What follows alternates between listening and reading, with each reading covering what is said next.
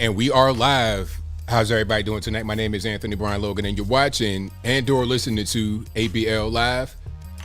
Thank you for joining me tonight. We got a whole lot going on all over the internets, all over the mainstream media, social media, everywhere. And I don't know where to start. Of course, we got Roe V going on. That's going to be a whole big thing for quite a while. Shout out to Trump for making that happen. You already know what it is. He appointed not one, not two, but 3 Supreme Court justices, and he was able to get that done. I think if you had Hillary Clinton in there, there'd be no chance we'd be right here right now today. This is a great leap forward for all the pro-life organizations, all the pro-life people. For humanity in general, it's a big leap forward, but we'll get to that in just a moment. But you're taking quite a few steps forward and taking a few steps back. Biden has passed gun control. Well, he signed it into law. The House passed it. The Senate passed it with 12 Republicans. Actually, 14 Republicans voted for gun control. Okay. We'll talk about them in a moment. We'll talk about the whole thing with gun control and what that means for regular, everyday normies in America. Also, we got to talk about some of these trivia questions that stumped some young Americans. What is a continent? I don't know. What's 3 times 3 times 3? 369. I mean, ridiculous stuff. And, you know, some of these videos of people on the street giving interviews, not really knowing what's going on, they appear to be kind of funny. They appear to be kind of comical, but it's kind of scary.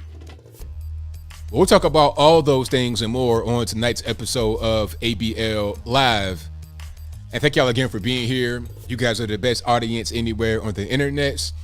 If you enjoyed what you're hearing so far, if you enjoyed the channel in general, please give the video a thumbs up, like the video, share the video, do all that good stuff. That'll help me out tremendously. We got a lot going on. Oh, Roe V Wade, I'm going to get into it.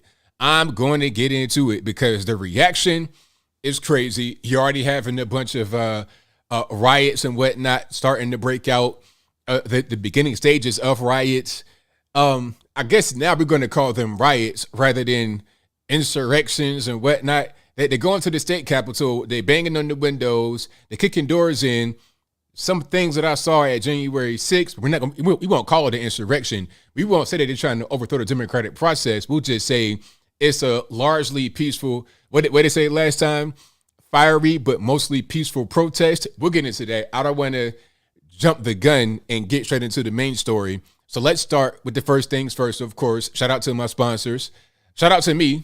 Shout out to myself, AnthonyBLogan.com.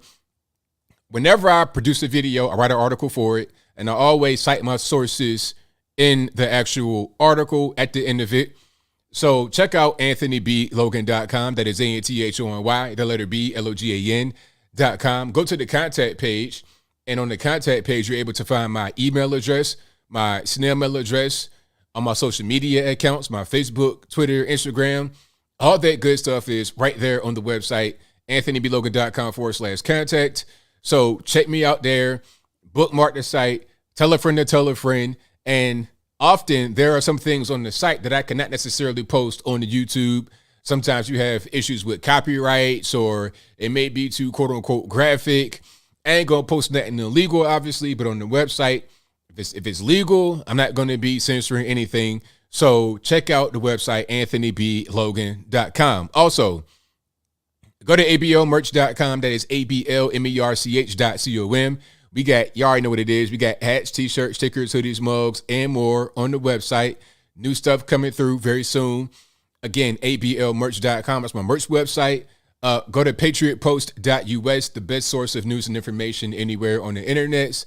Their link will always be in the description. And for the beautiful handmade wooden flags that are right behind me, American-made wooden flags, go to bhedesigns.com. Their link and all the links will be in the description. Also, this is a podcast. We're recording it live, always recording live. If you want to hear the replay with audio only, go to your favorite audio streaming platform, whether that be Google Play, Spotify, Stitcher, Anchor, Apple, iTunes, etc. Link for that will be in the description. Or just go to your favorite audio streaming platform and search ABL Live. I should pop right on up. There should be some kind of red icon, profile picture or something like that. Click right there and find me. And you can listen to the you can hear the stream again. I think I put it out at 8 a.m. the very next day after the stream is done as audio only. Save you some bandwidth. You could play it on the road, whatever you want to do. Again, all the major audio streaming platforms, I'll be there in the podcast only. So we have a lot going on, and I don't want to start with the Roe v. Wade thing, but we'll get to that toward the 8:30-ish mark, right around there. And there's a lot I want to say about that, so I won't jump straight into it. I think what I'm going to talk about is I'm going to talk about the gun control bill first, because that got passed, I think, today. So the House passed it, the Senate passed it, and now Joe Biden signed off on it. So now the gun control bill is law. So here it is in New York Times. I won't read the entire thing, but, you know, you could go to New York Times and find it. Yes, I do have a paid subscription to New York Times just for you guys, because I'm able to do stuff like this, right? I'm not going to go to New York Times and just read the articles for my own enjoyment, but a lot of this stuff that they don't want you to see is behind the paywall. So, and also it's for source purposes. So people always say, hey man, you got to get the good sources. Where'd you get that from? Hey, I have a paid subscription to Washington Post, New York Times, and a couple other spots just to get their side of it, just to see what they're talking about and see what's going on, right? But here it is. Biden signs gun bill into law, ending years of stalemate. And the bill is the most significant gun measure to clear Congress in nearly 3 decades, though it falls short of a more restrictive gun control proposal the Democrats favor. So that's him right there signing it. And there's his wife, Jill. Is that her name? Doctor. That is his doctor right there. That's his personal doctor right there, Jill Biden. So he signs it into law. Now, I'm not going to read the entire thing, but they are instantly talking about Uvalde, Texas and whatnot, you know, so they're just passing this stuff. I won't get to this. I won't read this article right here, but this one is probably the most important, okay? This one kind of sums it up. This is on Breitbart. So you guys see how I did that? I went to the New York Times, showed you that one, and now I'm on Breitbart showing you that one. So Rep. Liz Cheney and 13 other Republicans vote with House Democrats to pass gun control. Okay. See, New York Times tells you this about Biden signing it into law. But what's most important to me is the 13 Republicans who also signed off on this in the Senate. Okay. Well, pardon me, not the Senate, but the House. So, yeah, that's definitely a problem. You have Adam Kinzinger, Tom Rice, John Katko, Maria Salazar, Chris Jacobs, Brian Fitzpatrick, Peter Meyer, Fred Upton, Tony Gonzalez, Steve Chabot, Mike Turner, David Joyce, and Anthony Gonzalez. They all voted to support gun control, okay? And every House Democrat voted for the gun control, and 14 Republicans in the House.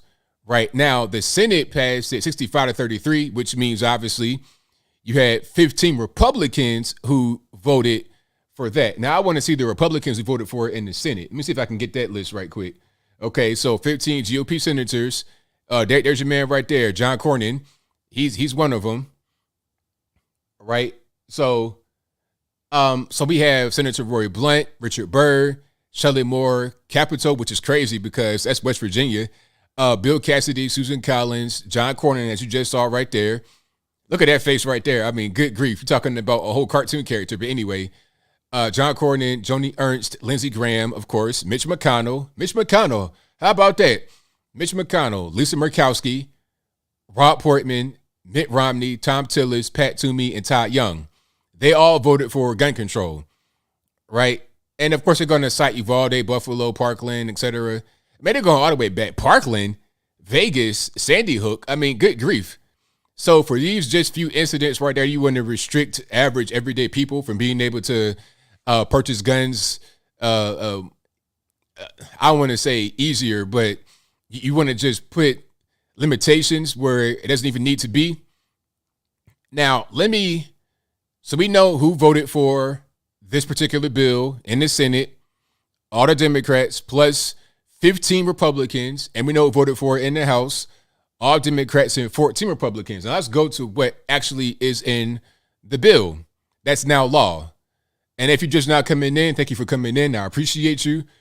But there was a bill, a gun control bill, that the House passed, then the Senate passed, and it was quote unquote bipartisan. And now Joe Biden has signed it into law as of today, which is Saturday, June 25th, 2022. Now, so the gun control package expands background checks for some gun buyers, uses taxpayer money to incentivize states to enact red flag laws. So let's pause right there on the red flag law. Okay, somebody doesn't like you. Somebody wants to maybe even prank you. Hey, you know that guy over there in apartment E in house XYZ on XYZ street in XYZ place? I think he's a danger to himself. He's acting kind of strange. You know, I see him coming outside wearing basketball shorts and flip-flops with one sock on, one sock off. He's acting kind of strange. I see him outside crawling around. Is he training for tactical stuff? Like, he's not. He's kind of behaving erratically. I'm hearing loud music coming from his house, and there's nobody there but him. I think you need to go get his gun. Now, I'm just naming scenarios just randomly right now. But my question would be, if you have a red flag law, what will they do to actually take guns? What's the threshold to take guns from you? That's what I like to know. You know, I want to be able to kind of figure that part out. What's the threshold to take guns from you? So you got a red flag law. What's that going to do? And then as far as the criminals, do you think criminals who are like active gun shooters who don't even really care about laws or anything, will they be subject to the red flag laws? I mean, how about the gangbangers and whatnot? Are they going to be subject to the red flag laws? And how do you even enforce that? Let's say you have a criminal, right? Like, let's talk about the criminals for a minute, because we should focus on them. Let me come back here. The criminals should be the focus, right? Because they're the ones committing the crime for the most part. And when I say criminals, I'm talking about those who are actively known to be criminals, not just when you commit a crime that makes you a criminal. Those two, but I'm talking about active gang members, people that are involved in a lot of just weird stuff, and then they go out there and commit a crime of a more heinous level, right? These guys are going to have their guns, but how will a red flag law be enacted upon them? Because they should be the main ones that have the red flag. If we're going to have red flag laws, it should be more against these guys. Okay, what's the red flag? I see you as an active gang member. You're on social media throwing gang signs. You have an extensive criminal history. I see you outside hanging in the same hood with the same other known gang members. Okay. You just went to jail recently and got out with no bail in New York City for maybe like an attempt murder, aggravated assault, that kind of thing. You pistol whip an 80-year-old lady in New York City. You got locked up, got released 1 week later. Maybe we should enact in the red flag law on you. Maybe we should go to your house, take your guns. What guns? The criminal has no guns, right? I mean, maybe he does, but he's not going to buy them in his name. So how do you know he has them?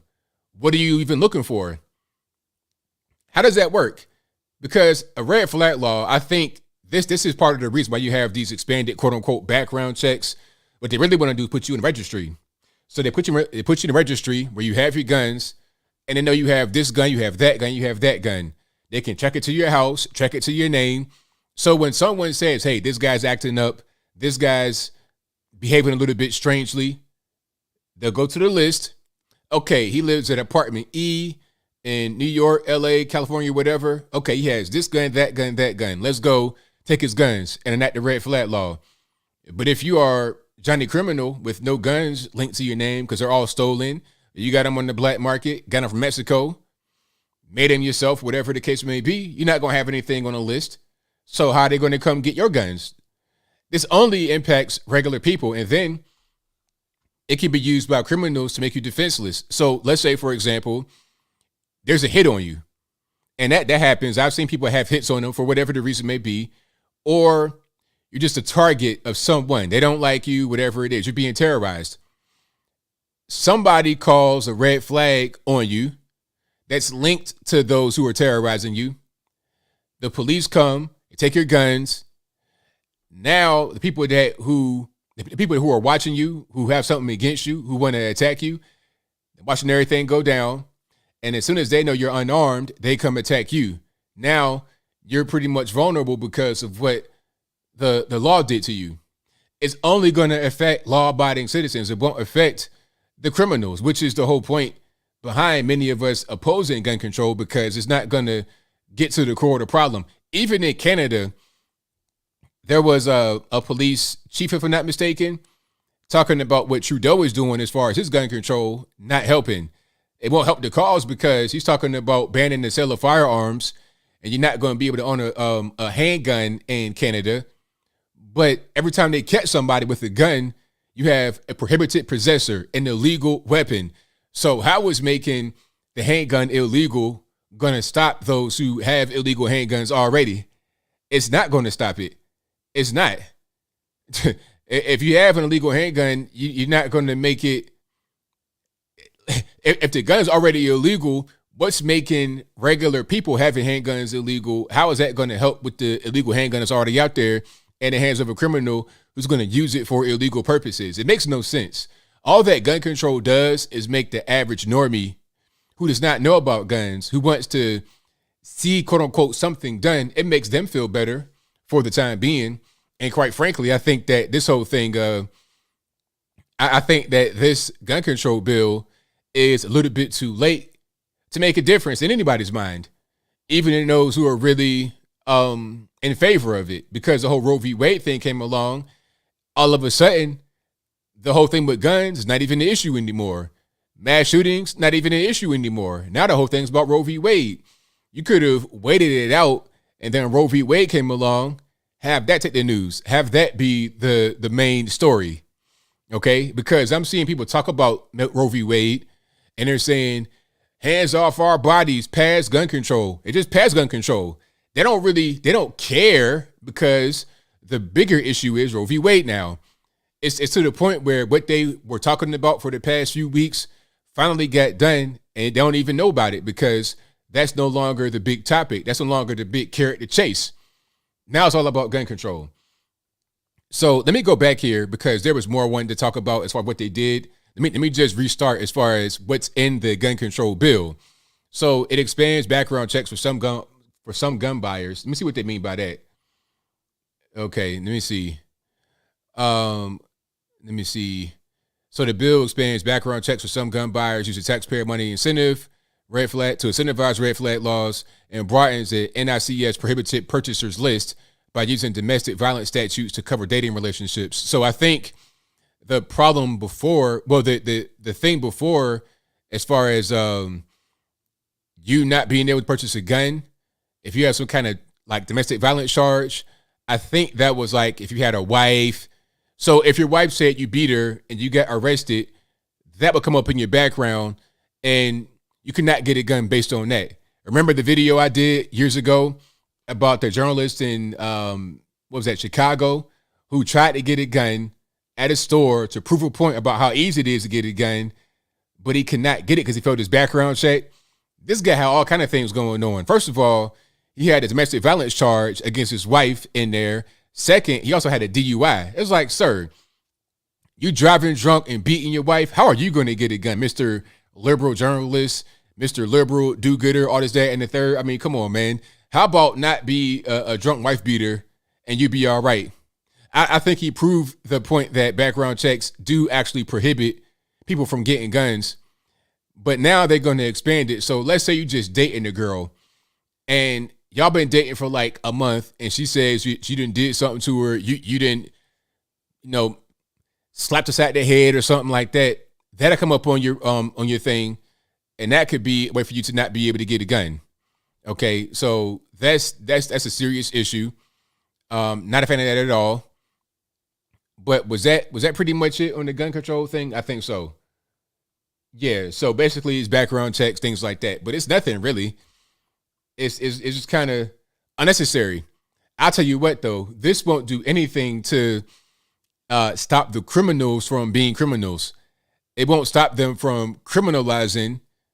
It won't stop them from victimizing other people. Not at all. Right. Double D says, be a sober wife beater. Don't be a wife beater at all. Don't be a drunk wife beater or a sober wife beater. Keep your hands to yourself and put the bottle down. Okay? Put the bottle down. But yeah, that's kind of what's going on. Gun control, it makes no sense. It's not going to help. And you see where you have a lot of gun control already, like New York State. Very tight gun control there in New York State, but that did not stop the Buffalo shooting from happening. Chicago, Illinois is an obvious example that everybody goes to. Very tight gun control. You still got all kind of crazy violence. People want to compare the United States to these little small hamlets in Europe, like, I don't know, Austria and Liechtenstein. It's like, come on, man, you're talking about, they got about 12 people compared to our 325 million people and more. It's no comparison. Nobody wants to go there. Everybody wants to come here. We got all types of stuff going on with an invasion right now at the southern border. I mean, we ain't talking about that. We're talking about the crime and the violence and the danger that brings. All these unknown enemy combatants of military age coming into the country by the thousands every single day. You have that going on. At the same time, they say you don't need any guns to protect yourself. Make that make sense for me. Why don't I need my guns when we're being invaded in the southern border? I most certainly do need my guns, just because it's my right, number one, in the Constitution. But beyond that, I need my guns because I have an invasion going on right now. And they pull up to my house and they are 4, 5, 6 deep with guns. What am I going to do? What am I to do? And they didn't get those guns from Bob's gun store in the US of A. They got those guns from who knows where, from some foreign country. Not Central America. They could have got them from Asia, Africa, Europe, who knows, and brought them into the country to victimize us as regular normie citizens. So yeah, I need all my guns. You know, I need shotgun, handgun, rifle, whatever I got to defend myself. That's what I need. That's just what it is. I think the way that the gun laws were before this were fine, and it didn't need to be changed. The whole background check thing, it's kind of silly the way they put it in there. I think the only reason why they did that is because when people can go on the news and talk, they can say they expanded background checks, but the background check that existed was already suitable. They didn't really do much other than just make it a little bit more stringent to where normies would get hemmed up in some kind of he said, she said thing with their girlfriend. But beyond that, it's still a background check. The average normie does not even know about background. Normies think that when you go to a gun store, that there's no background check. You could just do whatever you want. I mean, you already passed, what was that? There was an act in 94. I want to make sure I get the name right.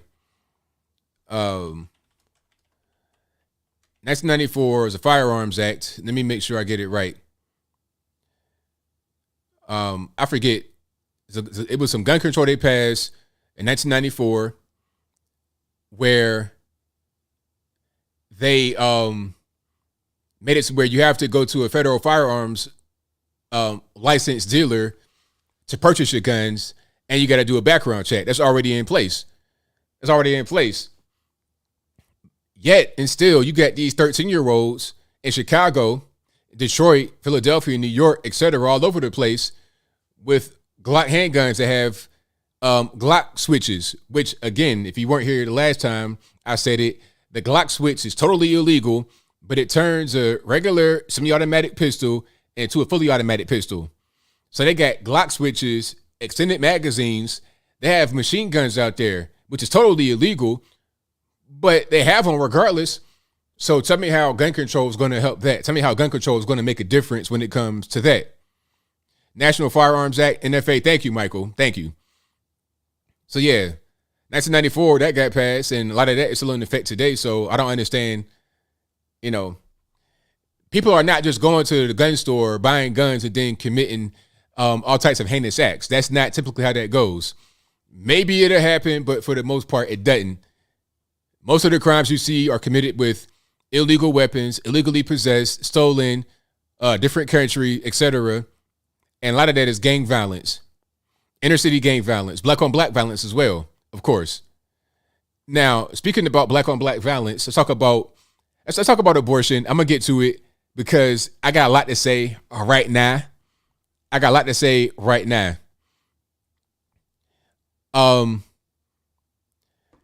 Now, so Roe v. Wade got struck down finally, and I'm reading all these comments on social media, big platforms, of course, Shade Room, places like that, little urban places. I'm reading on Twitter. I'm reading message boards. I'm reading comment sections of like major websites. I'm reading a lot. It's what I do a lot is read to figure out what people are thinking about, what's going on in their minds, because a lot of people they write kind of how they feel a lot, and it's like more of a raw type of thing. People don't really know what's going on with Roe v. Wade. They don't even really know what's going on. All they think is that abortion has been banned. That's not what Roe v. Wade. That's not what striking down Roe v. Wade does. All that it does is return the right to regulate abortion to the states, rather than having some kind of, I don't want to say a mandate or a statute, probably a statute. Rather than having something like that on the federal level, they got it down to the states so they can control abortion how they see fit. Some states like California, the whole left coast, California, Washington, Oregon, they're going to have expanded, quote unquote, rights to abortion. So I'm not sure how they're going to expand it. I guess you could be a full-term 9-month gestation baby and be killed. Maybe you can be born and be killed afterwards. I have no idea what they're going to do. But they said those states, the left coast, they're going to expand abortion rights. Some states are going to ban it. Some states won't change at all. Yet I'm seeing big protests in Los Angeles. It's like, okay, you're in Los Angeles protesting for what though? Your rights, quote unquote, rights won't change. Right? Your rights won't change. Matter of fact, you're going to have, quote unquote, more, quote unquote, rights, if anything. And people are talking about, oh, well, they're protesting in solidarity with other places. It's like, all right, so check it out. How is blocking the freeway in Los Angeles going to do anything to change anything in Texas? What's that going to do? All you're going to do is make people that are in California who are still conservative flee to Texas because they don't want to deal with this ridiculous nonsense going on in California. Matter of fact, hold on. I have videos, of course. I got a lot of videos today I want to show you guys. Here's some protests going on right now. So, but the video I'm playing right now, the caption from Ian Miles Young, shout out to him. It says pro-abortion protesters shut down the 110 freeway north in downtown Los Angeles. So now that's a lot of people right there. That's quite a few people, and they're all walking. Okay, that's quite a bit of walking. They probably have not walked that far in a very long time. All right, people getting their stuff delivered to their house. Don't go grocery shopping or nothing. They just get everything delivered straight to the crib. A whole lot of walking going on. I wonder if they are paid protesters. I would assume so. There appears to be a vehicle right there. They got all kind of signs. People out there recording it, obviously. Gotta get that good content. Got a green smoking machine right there for the effects, for the vibes, for the aesthetics, and then what they say, the aesthetics. Okay, you got all of this going on. You have riots happening. There was a riot in Phoenix at the state capitol, if I'm not mistaken. And people are smashing or trying to smash windows, kicking doors in, things of that nature. And it's like, well, wait a minute. Just last year, this was called an insurrection, right? If you go down to the Arizona Capitol and do things like this, kicking the door in, that's how Ashley Babbitt, got what happened. But this right here is fine. You won't see that on the news. That's totally okay.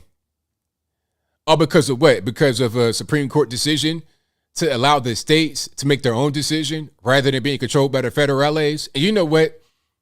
Here's what I want to talk about just for one quick moment while we're here talking about state versus federal, people are so, I see how you have totalitarian regimes arise. I see how you have a Mao Zedong, Adolf Hitler, Idi Amin, Pol Pot, etc. I see how you have these people arise because a lot of people don't really want to have freedom. They want to be controlled. Because wouldn't you want, just for the sake of freedom, wouldn't you want the power to control your life be on the more local level rather than the federal level? Wouldn't you want that? Wouldn't you want to be able to know people that are in your community that can affect things that have changed your life rather than relying upon one person or two people? How about I rely upon my local county mayor, city mayor, my state reps, people like that I can reach out and touch? You see, they want totalitarianism because they want things a certain way, and they want one person in office that can just do that rather than having freedom to where, okay, you living in California and you want to be a crack smoking abortionist, go ahead. You living in Texas and you want to be red meat eating, freedom loving, gun toting patriot, go do that. That should be the way it is. That's the way that we were intentionally, or pardon me, originally designed to be. It wasn't designed to be like this one big country with just one set of laws. It was like a federation, basically, or like kind of like the European Union, the way they are. It was supposed to be like that, but I think what it's become over the years is just like almost like a totalitarian type rule. But that's why I say it's so important to focus on local elections, because that's what really matters. And we can't just say federal, because we know how they operate. Like the feds, that's not it. It's to the point now where the feds are a meme. The feds are a meme, but they can control your life. They can ruin your life, control your life, dictate your life, but they're a meme. States are more important than the feds when it comes to your life, and it should be. If that ever changes, we got a big problem. We got a really big problem, and I don't know how to solve it, right? So they want this type of rule over them. They talk about being oppressed, all this, that, and the third, but yet they are advocating for oppression. It makes no sense, but it does make sense when you understand kind of how they've been indoctrinated and they've been educated. Same thing, right? Indoctrination, education at this particular point in time. It does make sense at that point when you understand that. That's kind of how that goes. Okay, and I got quite a few more. Okay, so we got some videos. We got quite a few things. Oh, and the racism is off the charts, but I'll get to that in a moment. I will get to that in just one moment. Y'all please hang tight. But let's talk about some of these so-called protests. What they say on CNN, fiery but mostly peaceful protests. Let's get to those right quick. So here's in DC. Shout out to Baby Lives Matter Benny Johnson. His caption says, chants in DC, quote, every city, every town, burn the precinct to the ground. Let's play it. Can I get some audio right quick? Give me 1 second here while I get this finagled. All right. Every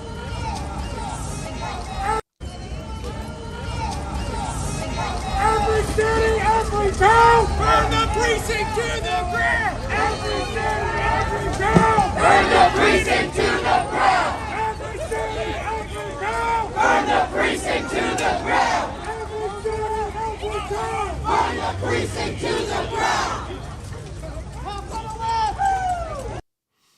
So, okay. That's in DC right there. Is that considered an insurrection? Is that considered, like, what is that considered?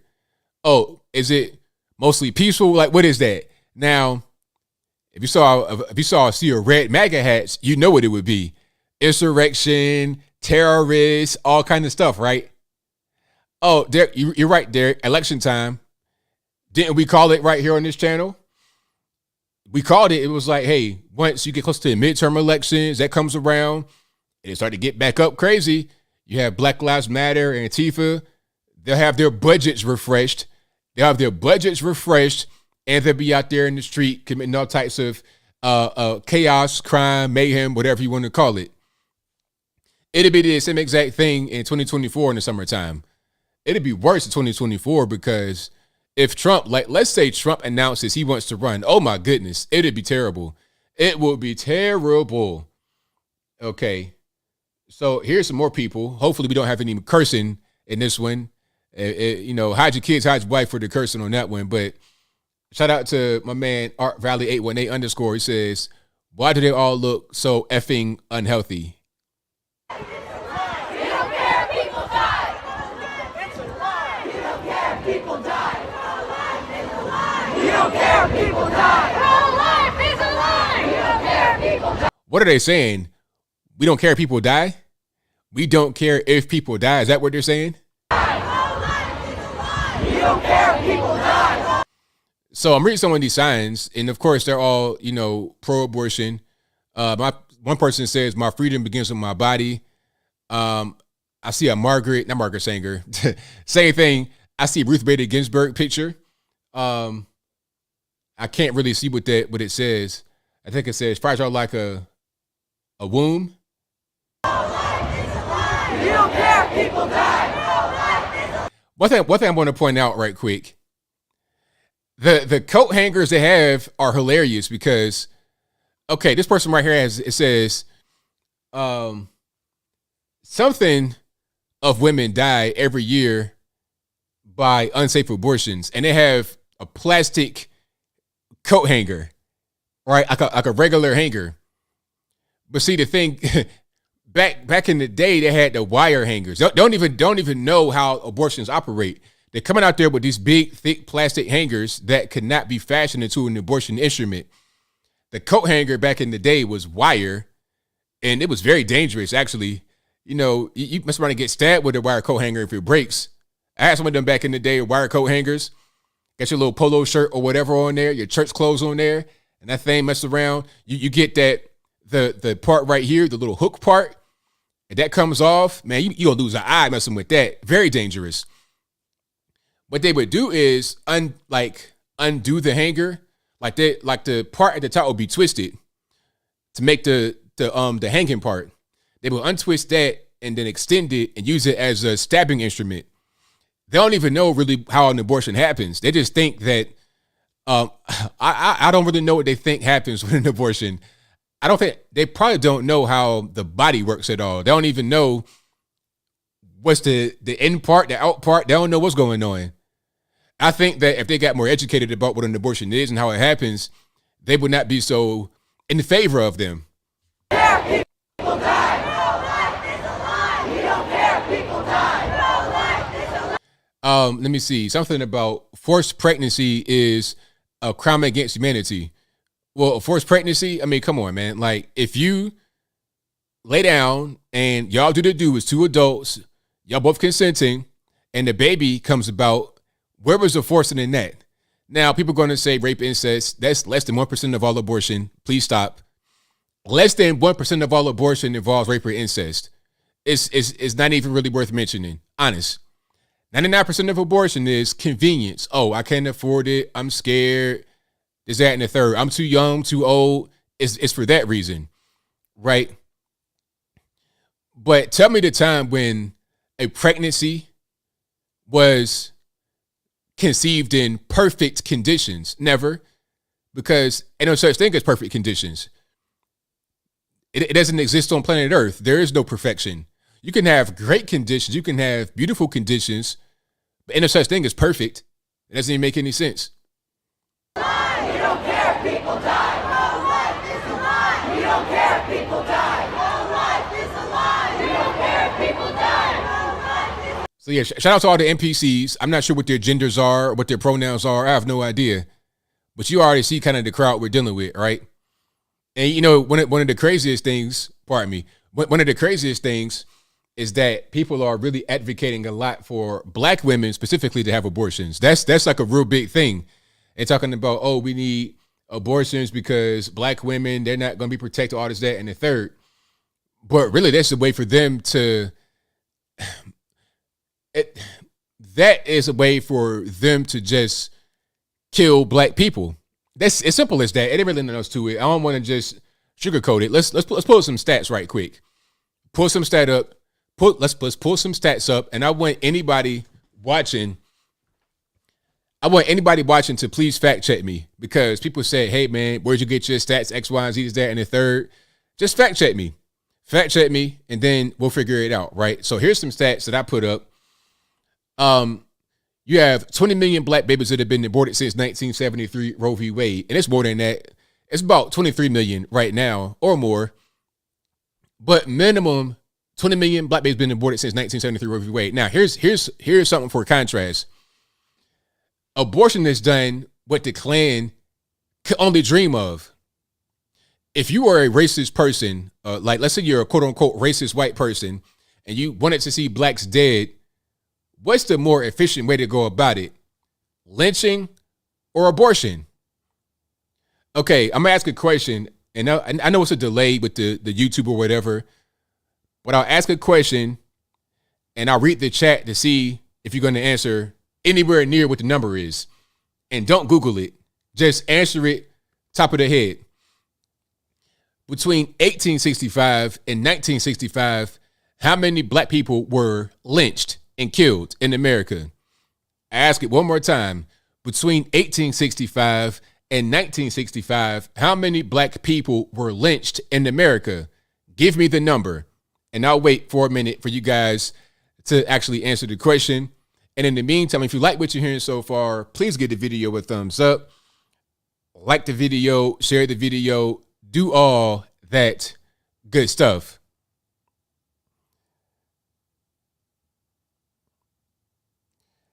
I'll wait for you guys to answer. And after I see a few comments, I'll give you the proper answer, and then I'll break it down and what that really means.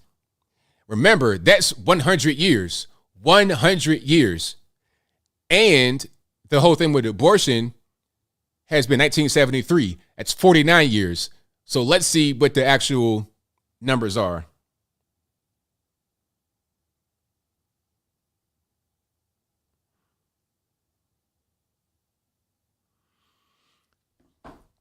All right. So I'm seeing different numbers. I'm seeing 19, 3, 36, 40,000, 7,000, 1 million. Nobody knows. Around 1,000. Have no idea. 25. You guys are pretty close. 21,000. Biden says 8 billion. 25,000. Somebody says 500,000. Okay. I'll give you guys a number. Now, check it out. Okay. 3,500 black folks were lynched between 1865 and 1965 in America. 3,500. Now, do a little bit of math. I'm not a mathematician, but do a little bit of math. How many is that per year over the span of 100 years? 35 per year. Compare that to 20 million in less than 50 years. 3,500, 20 million. 3,500, 20 million. If I was a racist white person, a Klan member, whatever the case may be, if I hated black people, what would I support more? Abortion or the Klan? I mean, come on. The abortion is done with no racist person. They could never dream of doing something like this. And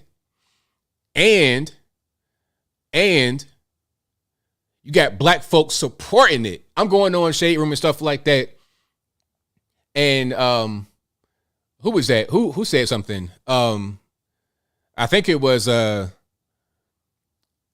want to say Margaret Sanger. Her name is Martha Stewart. What she said reminded me of Margaret Sanger. Oh, and that number, it came from Tuskegee Institute, which is a black college. You can look it up. Look it up right now. You're going to see two numbers, one from Tuskegee, one from somewhere else. But I'll give you the black college number. They said an estimated 3,500 black folks were lynched in 100 years. So it ain't the white man's numbers. This is black folks at the black college. Just their numbers. Tuskegee, Alabama. Look it up. Do not take my word for it. Fact check me. you may see two numbers. You may see 3,500 and like 4,500, but 3,500 comes from the black college. And that doesn't necessarily say the Klan did it. It could be anybody. Let's just say the Klan did it. 35 per year compared to 23 million in 49 years. Voluntary, sign up for it. No gun to their head, nothing. And they're going to fight for it. They're going to go out there and vote for the party that wants to do it to them. But when I come around and say, hey, we shouldn't do that because look at the population. Okay, black folks in America, we're about 36 to 40 million people. At max, 42 million people are black in America. That's about 12.3% of the population, maybe 13% at max.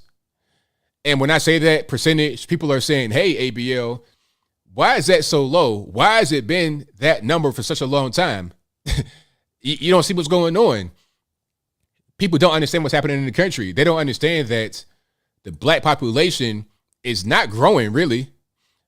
You have a low birth rate, first of all. It's less than replacement. In the West, you need a replacement rate of about 2.1 to have any kind of growth. We're at about 1.9 in the black community. Now, among whites, it's about 1.6. But the key that they have is more immigration from Europe. We don't have that from Africa or from the Caribbean or South America. So you have a very low birth rate, lower than replacement, and a very high homicide rate. Look at the numbers. Okay, I mean, you know what it is. Over half of all the murderers in this country, 52%, 52% of murderers are black, and 48% of victims are black in this country as far as murder. 48% of all murder victims are black, and 95% of those are killed by other black people, despite us being 13% of the population. So you have a very high homicide rate, low birth rate, low immigration, and abortion. Oh, let's go back to the numbers. Let's go back to the numbers. I almost forgot the rest. So we got the first thing, 23 million, minimum 20 million black babies in the world. We got that. And then the second thing is 34% of abortions in the United States are performed on black women, although they're only 13% of the female population. 34% of abortions performed on black women. You have a very high abortion rate, very low birth rate, low immigration, and a very high homicide rate. So how are we going to grow doing that? It's self-inflicted. It's not even, you can't blame the white man for that. It's not the white man killing us. It's not the white man forcing us to get an abortion. And also 80% of Planned Parenthoods are located in close proximity to black or Hispanic communities. What you're going to see next to a black quote unquote community, Planned Parenthood. How about a white community? How about a nice white area? Fertility clinic? Huh? Fertility clinic for them. But for you, Planned Parenthood, kill your baby. Kill your baby. And why is that? Is it like some kind of, a lot of that is because it's a demand, we want it, but it's also like, we don't want you. We want the abortions, unfortunately. And also people that support this kind of stuff that are not black, we don't want you. We don't want you. Some think they're doing the right thing. They're standing in solidarity with black women. That it's rights, it's healthcare, all kind of stuff like that. But it's also a level of, we don't want you. I put a joke on my Twitter. I don't want to repeat it all the way. But it's kind of like the whole school choice thing. You see, a lot of people don't want school choice because they don't want your bad kids coming to school with their good kids and corrupting them or whipping their hind parts in the cafeteria. It's about that, really. And they'll tell you, you ask them, you say, hey, why do you support abortion? They'll tell you that black people are low income, they commit crime, they commit violence. So if you have access to abortion, you'll have lower crime. They'll tell you that. And they'll say it in a matter of fact kind of way, not trying to be racist really in their mind. It is racist because you say, okay, because you're black, you're going to be a criminal. So like me, for example, just take me for example. I was born in a very, very, very poor place, one of the poorest towns in the entire country, Rand, West Virginia. Look it up. Rand, West Virginia. That's where I was born. Very poor. If you look it up on Google, you'll see some pictures from like the 70s. Dirt roads. I mean, real poor. Like, for real. I was born there. So by their logic, I shouldn't even really be here. Because I was born in poverty. I'm a grow up to be a gangbanger. I'm a kill everybody, everything like that. I never been arrested. I never been involved in no kind of crime or nothing like that. I'm a whole nerd over here. You know, I read all the time. But by going by their logic, I'm going to grow up to be Walmart Tavius whipping their non-binary daughter in a lunchroom. That's not me. That's not me. But they'll tell you that, and that's the reason why they support abortion. But yet, you got black people on the internets supporting abortion. And then when people like Martha Stewart attack Clarence Thomas, talking about he's an old black man, don't know he's black, they'll say, yes, queen, you tell him. Huh? But I'm the anti-black one for saying that's not right to attack that man because he's black. I'm the anti-black one when I say, hey, it's not right to just automatically categorize somebody for being prone to crime and criminality because of their skin color. I'm saying it's not right to judge somebody based on their race, and they're saying I'm wrong and I'm somehow anti-black for not being racist against black people. It's crazy, but that's where we're at nowadays. People don't even know what they're talking about. They just say things because they've been brainwashed to do it over a very long period of time. It's nuts. It really is. And here's the Martha Stewart quote. So this is on Instagram. So this guy named the Fat Jewish, I'm not saying anything about his ethnicity. That's his actual username here, the Fat Jewish. He posted something that says time zones are crazy. In Australia, it's 9 a.m. In Rome, it's 1 a.m. And in America, it's 1942, where minorities and women are still controlled by old white men. That's what he says. And then he says, forget all the obvious reasons why decrepit old men who, I ain't gonna read that. It's kind of gross. They do X, Y, and Z. And Amy Coney Barrett, who's, okay, all right, Fat Jewish, you're kind of gross. But anyway, the old men and Amy Coney Barrett shouldn't be making laws that control women's bodies without abortion. There will be like 3 or 4 of my demon spawn running around. And I think as a nation, we can all agree that nobody needs me procreating. And then Martha Stewart says, and an old black man who doesn't know who he is. So you got this felon white lady, right? Got locked up, coming home talking crazy about a black man. Like, that's fine. And you got black people supporting it. I mean, Clarence Thomas is a great man. He made the correct decision. What should he do? What should he say? Okay, abortion is fine. Kill more black kids. Have 20 million more black babies dead. Is that what we should do? There was an incident in the 80s in Los Angeles. I think might have been in a black, brown neighborhood or whatever. I think it was a black area. If I'm wrong, y'all let me know. 1985, they found 16,500 dead babies in the dumpster. Quote unquote aborted fetuses. 16,500 behind an abortion clinic or some place. 60,000. And they had to get like a proper burial. And it was so sad. They had like 5 caskets to put all the remains of the babies into it because they were so small. It was very sad. But I'm like, how barbaric is that? Why would I vote for anything? Why would I support anything like that? Why would I vote for anything like that? Why would I go out there and rally for such barbarism in 2022 in the first world nation like the US of A? This ain't some kind of third world place where you could just have human sacrifice. So why would I be in support of that? Why would I be called anything else other than a hero for being against it? It's crazy. It's totally crazy. Oh, and I have more of the racism. Oh, the racism is just textbook perfect racism. And me, I'm the kind of guy, I don't really say that all the time, talking about racism, what is that? I don't really do it all the time because half of the time we're talking about racism, it doesn't really exist. It's not really a real thing. You get sensitive and it's just, you kind of grasping for straws, right? But here's one right here. I'm not going to read it totally, but you guys can see it.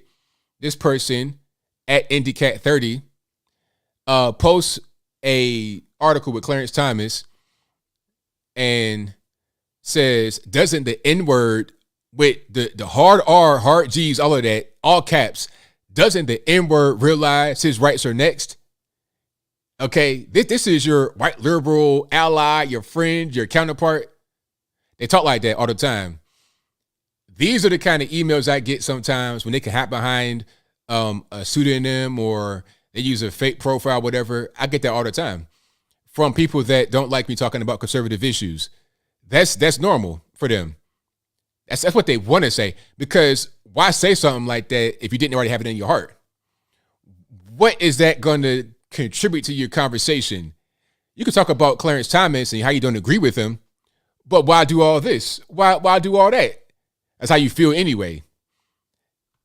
We can disagree, have an argument, a debate, whatever it is. Oh, there's more. Hold on. Here's a protester right here. You see what it is. Woman is the NIGGER of the world. Huh? What does that mean? Of course, white liberal, looking like Jenny from Forrest Gump in the 1970s, before the crack epidemic hit, before she got the house in Virginia. You understand? Peter Pan over there, or Link from Zelda looking on, not knowing what's going on. This is what they do. But yet they'll gaslight you and talk about how the conservatives are the racist ones and they hate you, all that and the third. Well, the conservative ones are the ones that say that we want to protect babies in the womb. We want to protect like Black Lives Matter. I can't tell. Black Lives Matter only when some 35-year-old dope fiend dies of an overdose. You could blame the police and fundraise off his dead body. That's when it matters. But then when it comes to babies in the womb, F them kids. That's how that goes, right? That's how that goes. So when somebody says, hey, man, are you a proponent of BLM? Why should I be? They don't really talk about Black lives in a serious way. They don't really do that. So it's like, what's the purpose in me talking about them? It's so cringe. It's super cringe, but it is what it is. Okay, here's a video that I saw, and I've seen this guy before. I don't know what's going on with some of these people. I feel like there's drugs involved. I'm not a drug person. I don't do drugs. I don't take any kind of medication or anything like that. So I'm not really sure what kind of drugs will do this to you. But this guy right here, I've seen him before, and I've seen this posted a lot. I want to see what he says to see if I can comment on it. Let's go ahead and play it. It's a little risky because I'm not sure if he's going to be cussing and fussing and carrying on. But let's check it out. I've said it before and I'll say it again. It is an egregiously wrong decision to send the question of abortion back to the states and let them decide, for the same reason that we shouldn't have let states decide whether blacks and whites could drink from the same water fountains or go to the same schools. What's wrong with this guy? I mean, what he's saying is one thing, but it's like, you ever seen like claymation where it's like the body will stay still but the lips will move? I mean, what kind of drugs make you do that? Where you just totally still and you like with a deadpan stare, like you done seen everything in the whole world. Like your eyes are dead, but your mouth is moving like real fast like that. What drugs do that to you? And that's because this ultimately comes down to equality. Now, what state a woman is in determines whether or not she has the right to be as in control of her life as men do in every state, and that is not equality.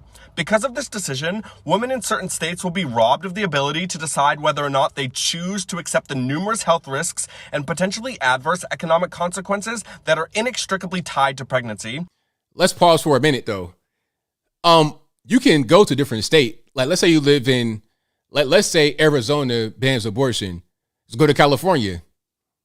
Why is that so prohibitive? Because I'm seeing all these girls on Instagram fly to a whole different country to get butt shots for 10, 15 bands, looking like SpongeBob SquarePants afterwards. If they can do that, they can get in their car and drive a few miles. Like, let's say you live in St. Louis, Missouri. They ban abortion in Missouri. All right, go to East St. Right across the bridge, 10 minutes, and you there. What's the, you know what I mean? Come on. If it's that where you can go get an abortion, like you don't have to necessarily stay where you at. If it's so important, just go somewhere else and do it. Or better yet, how about this? You can leave your state and go live somewhere else. Just like people, they go to California, or they leave California to Texas. All the Austinites that left and made Austin their new home from California go back to California. How about that? I know it's high gas prices, and you can pretty much smoke crack on a train and blow the crack smoke in the old lady's face and don't go to jail. But hey, man, at least you have the right to kill your baby at 9 months gestation. At least you have that. The crack smoke, the heroin, the meth, don't worry about that. It's all good, man, because you got to have freedom, right? And some states will even prosecute women who have miscarriages or force women to sacrifice themselves when an unviable pregnancy threatens their lives. And the fact of the matter is, a man could never be subject to any of this, despite the fact that he engaged in the exact same act to create a baby as a woman did. The moment you allow states to decide whether a woman should have to accept those risks and potential consequences, and any of them come to pass, she has been disadvantaged because of her sex. Because had she been born a man, she would have never been subject to any of those. The only way to make women as equally in control of their lives as men is to give them the same ability that allows men to control their lives, which is to not be pregnant at any given moment or ever become pregnant if they so choose. In this post-Roe era, we now live in a country where a woman's geographic location and not the Constitution determines whether or not she is entitled to full equality. Yeah, okay. Now think about men. Now if you're a man and get a woman pregnant, child support gonna be on your hind parts. And I know guys that went to the penitentiary for not paying the child support, for being late or whatever the case. I'm not sure how late you got to be, but yeah, guys have gone to the penitentiary over child support. You could lose your freedom over not paying child support. And you can't just say, oh, I don't want to be the dad. You could be a woman and say, you know what? All right, I don't want to be a mom. You can have an abortion. You can do adoption. You can do whatever you want to do as a woman. But if you're a dad and you the pappy, are you paying that child support? Matter of fact, in some states, if you're married to a woman and she gets pregnant, you're the father automatically, even if it's not yours. Even if it's not yours. And if you do a DNA test later and it determines that you're not the father, you're not getting that child support back, you won't get no restitution. All that money is pretty much gone. You understand? And you might not be able to go off the hook anyway. So that's that part. But yeah, I mean, it's a lot of guys that feel that way. It's a lot of guys that feel like how that guy I just played over there. That's how they are. I feel bad for anybody that has to be around people like that more than for a few moments, because that was terrible. That was 100% terrible. Did I get everything I wanted to get to? I think I did get everything I wanted to get to. Oh, and we can talk about the quizzes. Now, do you guys believe that these quizzes that I showed, people on the streets, do you believe that they're real? Do you believe that we don't have that kind of knowledge? I think at a certain point, we don't have much knowledge, because you see the level of education, people that claim to be experts. These people are morons. Anthony Fauci, even these 1,000-year-old people who should have more education, who come from a different time, they should have more education. They're morons too. So the young people who are being intentionally miseducated, intentionally misled to repeat false narratives, they're going to be on that same wave of just simply not knowing what's going on. Right? Yeah. It's a lot of mental illness. That's definitely going on. A lot of mental illness for sure. And the thing about it is, they are the ones who are pushed to the forefront. That's going to be your leader, your primary speaker. He's going to be the guy that leads. But he's a few trees short of a forest, a few crayons short of an entire 64 count box. You know, it just ain't there. A few fries short of a happy meal. Let me go find that trivia interview. And if you like what you're hearing so far, please give the video a thumbs up. Like the video, share the video, do all that good stuff. That helped me out tremendously. Do you know when the U.S. Okay. So here we go. Do you know what content? This was crazy. I'll play some of these. You know, I already did my reaction to it. So I'll play some of these and then I'll move right along. Do you know what continents we're on right now? What's a continent? Do you know how many continents there are? 8. Wait, yeah, 8. Do you know which one we're on? No idea. You know what continents we're on? No. I mean, I don't understand. It's like, okay, what are these kids learning in school? Do they learn anything? Or is it just like LGBTQ? Is it just feelings? Do we learn feelings in school? How did we get dumbed down so much to where we don't even know what the continent is? What's a continent? Have no idea. Where are we at right now? Where are we standing right now? I don't know. Somebody said 12. But I feel like these are basic things that you learn in school, though. When I was a kid, in the hood school, too, though. Like, Portsmouth, Virginia, you could look it up. I went to schools where you're talking about, like, you got roaches, no AC, all of that. But yet we learn basic things like what's a continent. I mean, but you know what? I feel like this is becoming less and less common to know these things. You know, it's less and less common. 7 continents. Ready? North America, South America, Asia, Europe, Africa, Australia, Antarctica. 7. They're talking about don't even know what the continent is. If you had to guess. USA? Do you know what the square root of 4 is? 2. Nah, better med. Who fought in the Civil War? George Washington? Yeah, against 2.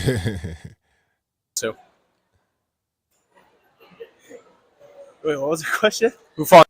Not even listening. Like, where's your attention span? He just asked you 2 seconds ago, who fought in the Civil War? Huh? What's the question? Like, he's literally doing an interview. You're standing there being attentive. You totally forgot the question. You're not listening. You see TikToks where it's just like 3 seconds and it's gone. You're not being attentive to what's going on. How can you really operate this way? Oh, one thing I noticed also, like, occasionally I go to Starbucks, right? Don't judge me. But I notice when I say my name, I say Anthony, they pause. They can't spell Anthony. This is one of the most common names in the world. One of the most common names in the world. I didn't say my name was Walmart Tavius. I didn't say my name was like some kind of weird. My name is not Elon Musk's son's name, a bunch of dashes and Anthony. They can't spell it. No H in it, no T. Just weird. They don't know. These are adults now, can't even spell basic words. On the Civil War. You got George Washington. Against who? Against Yeah. Spain? Do you know what continents we're on right now? No. If you had to take a guess. 2. Say again. 2? 2? Yeah. We're on 1. We're on what else? She said that the question was, what continent are we on right now? She said 2. Like 2? What are you even talking about? How did you assign a number to a continent? I think it's Yes. Wait. Yo, what continent are we in? No cap. Can you name 3 countries in North America? United States, Yeah, that's one. Antarctica. 2? Antarctica is a country. Who lives there? What's the major city in Antarctica? Yeah, that's all I know. Do you know who the current vice president is? Nah, slow. And that's funny right there because the left they really hard on this whole blackity black woke blackity black thing. Got a black guy right here, young man, of voting age, I assume, doesn't even know who the vice president is. Don't even know at all. Don't know if it's a woman, a man, a black, white. Don't even know what's going on. So does it really matter? Does it even matter? You could have put anybody in there to be the vice president. Who cares? Do you know who the president is? Oh yeah, Biden. Do you know You know that part, but the vice president, who cares? who the current vice president is? Vice President? Yeah. Isn't that the girl? What's her name? Fuck, I don't know. Do you know what the name of the current vice president is? No. What's 3 times 3 times 3? 9. And you know what? I'm not even good at math though. I'm actually bad at math. That's like my worst subject ever. But this is basic. Again, back to I say third grade maybe. I'm not really sure when I learned this, but you just do it in sequence. 3 times 3 is 9. You could literally like count on your fingers. You could count on your fingers right here. Okay, 1, 2, 3. 1, 2, 3. 1, 2, 3. 9. And then do 9 times 3. 9 plus 9, 18. 18 plus 9 is 27. Yes. Who fought in the Civil War? Fawn. Fought. U.S. and England. Yes. So then who fought in the Revolutionary War? Britain and England. Yes. Can you name Britain and England. Okay, that's who fought in a Revolutionary War. Britain and England. All right. That's like USA and America fighting against each other. 3 countries in North America? Africa. Africa.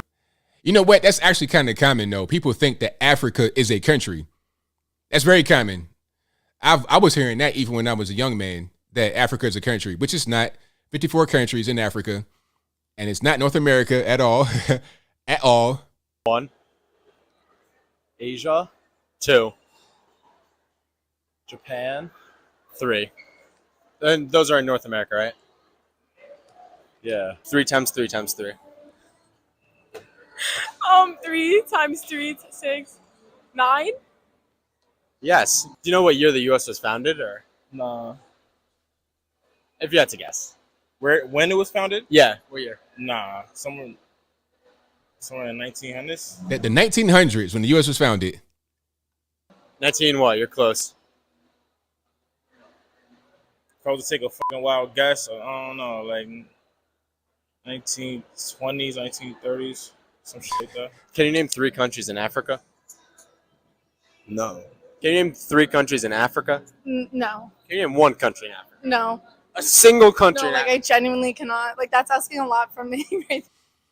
I mean, like, I don't know. Maybe I'm a nerd, but some of these are pretty easy. Like, you can name some basic ones. Like, I study geography just for fun. I study maps, and I know pretty much all of the world's countries. I can name them just, I can write them all down. It's like 100, 190 countries, 193 countries. I can name all of the world's countries. But some of the easy ones would be, okay, name one country in Africa, Egypt. Everybody knows Egypt, the pyramids and the King Tut. They got movies and everything else. Okay, Egypt, that's the easy one. Or how about South Africa? The name is part of the question. Africa, South Africa. Nigeria will be an easy one because when you say West Africa, Nigeria. Pyramids, Egypt. Nelson Mandela, South Africa. I guess maybe I'm just, I don't know.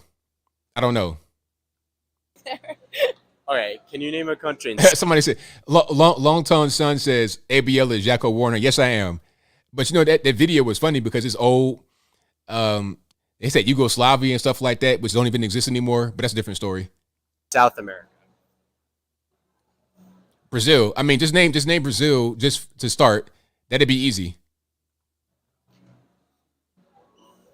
1 country. No. Do you know what 3 times 3 times 3 is? 369. 369. She bit fine. Get low. Rap lyrics, but can't solve the simple equation. Rap lyrics. What's 3 times 3 times 3? 369. What? Yes. You know 8 times 7? You know what? I don't. Take No, a that was guess. the top of the head. That was the top of the head. Oh, okay. Do you know the 2 countries that border the U.S.? No. Mexico, Canada. So it's so simple, but people just it's so simple, but it's so hard at the same time. You know this. Don't help her. Mexico. Mexico. When I heard that, I was like, huh?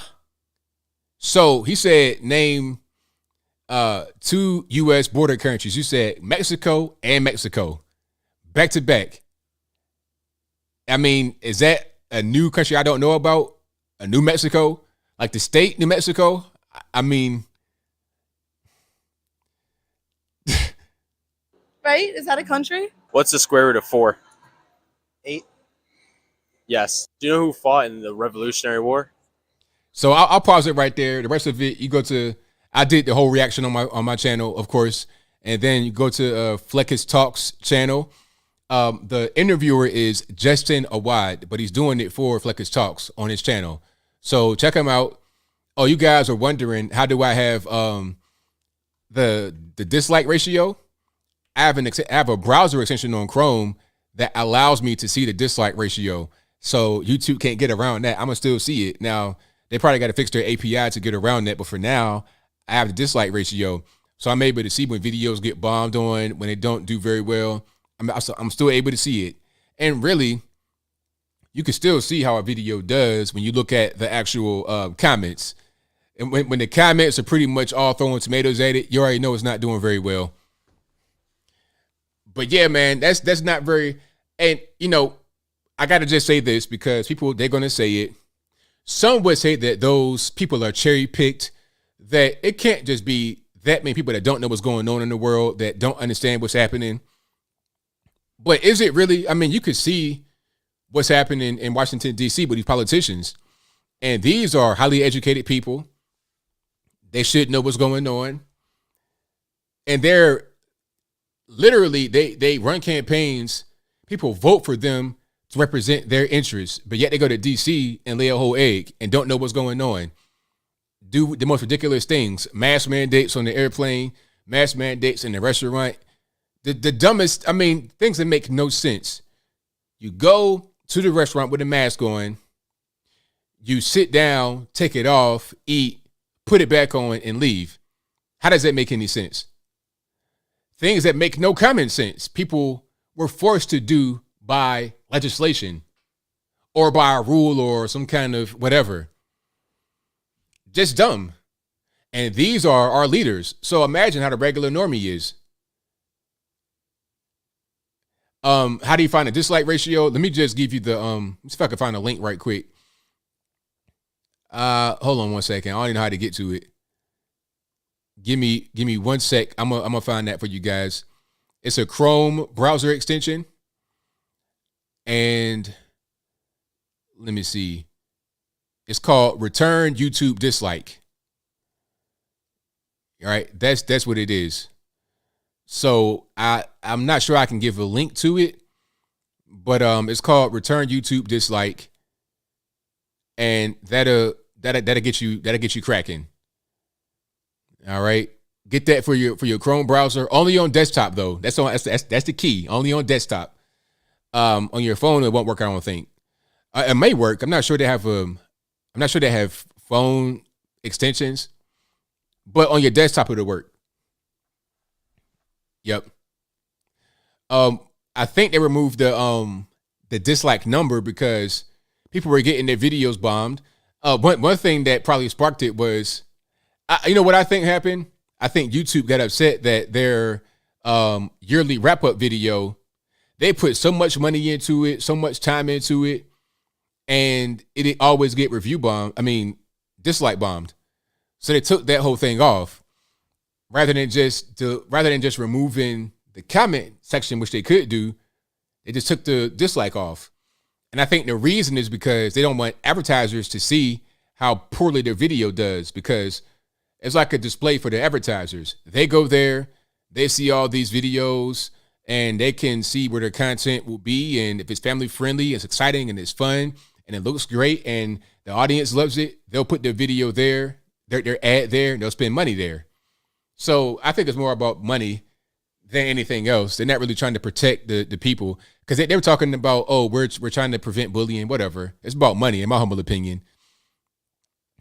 But yeah, they're trying to protect. Also, that's right, Ivana. They're trying to protect Brandon's videos as well. Speaking about the Brandon administration, Brandon Biden, because every time Biden will go live or put someone on his YouTube channel, it'll get dislike bombed all the time. So they're like, okay, we can't keep having this happen. This is our guy. This is our man. Let's protect him. Let's protect ourselves. And then let's go ahead and take a dislike away. But I still see the dislikes all the time. Yes, indeed. So that was a good one, Ivana. Thank you for that. I almost forgot about that one. I remember that happening. Every video, it'd get dislike bombed. Every single video. Until they took it away. It still gets dislike bombed, but you can't see it for the most part. All right.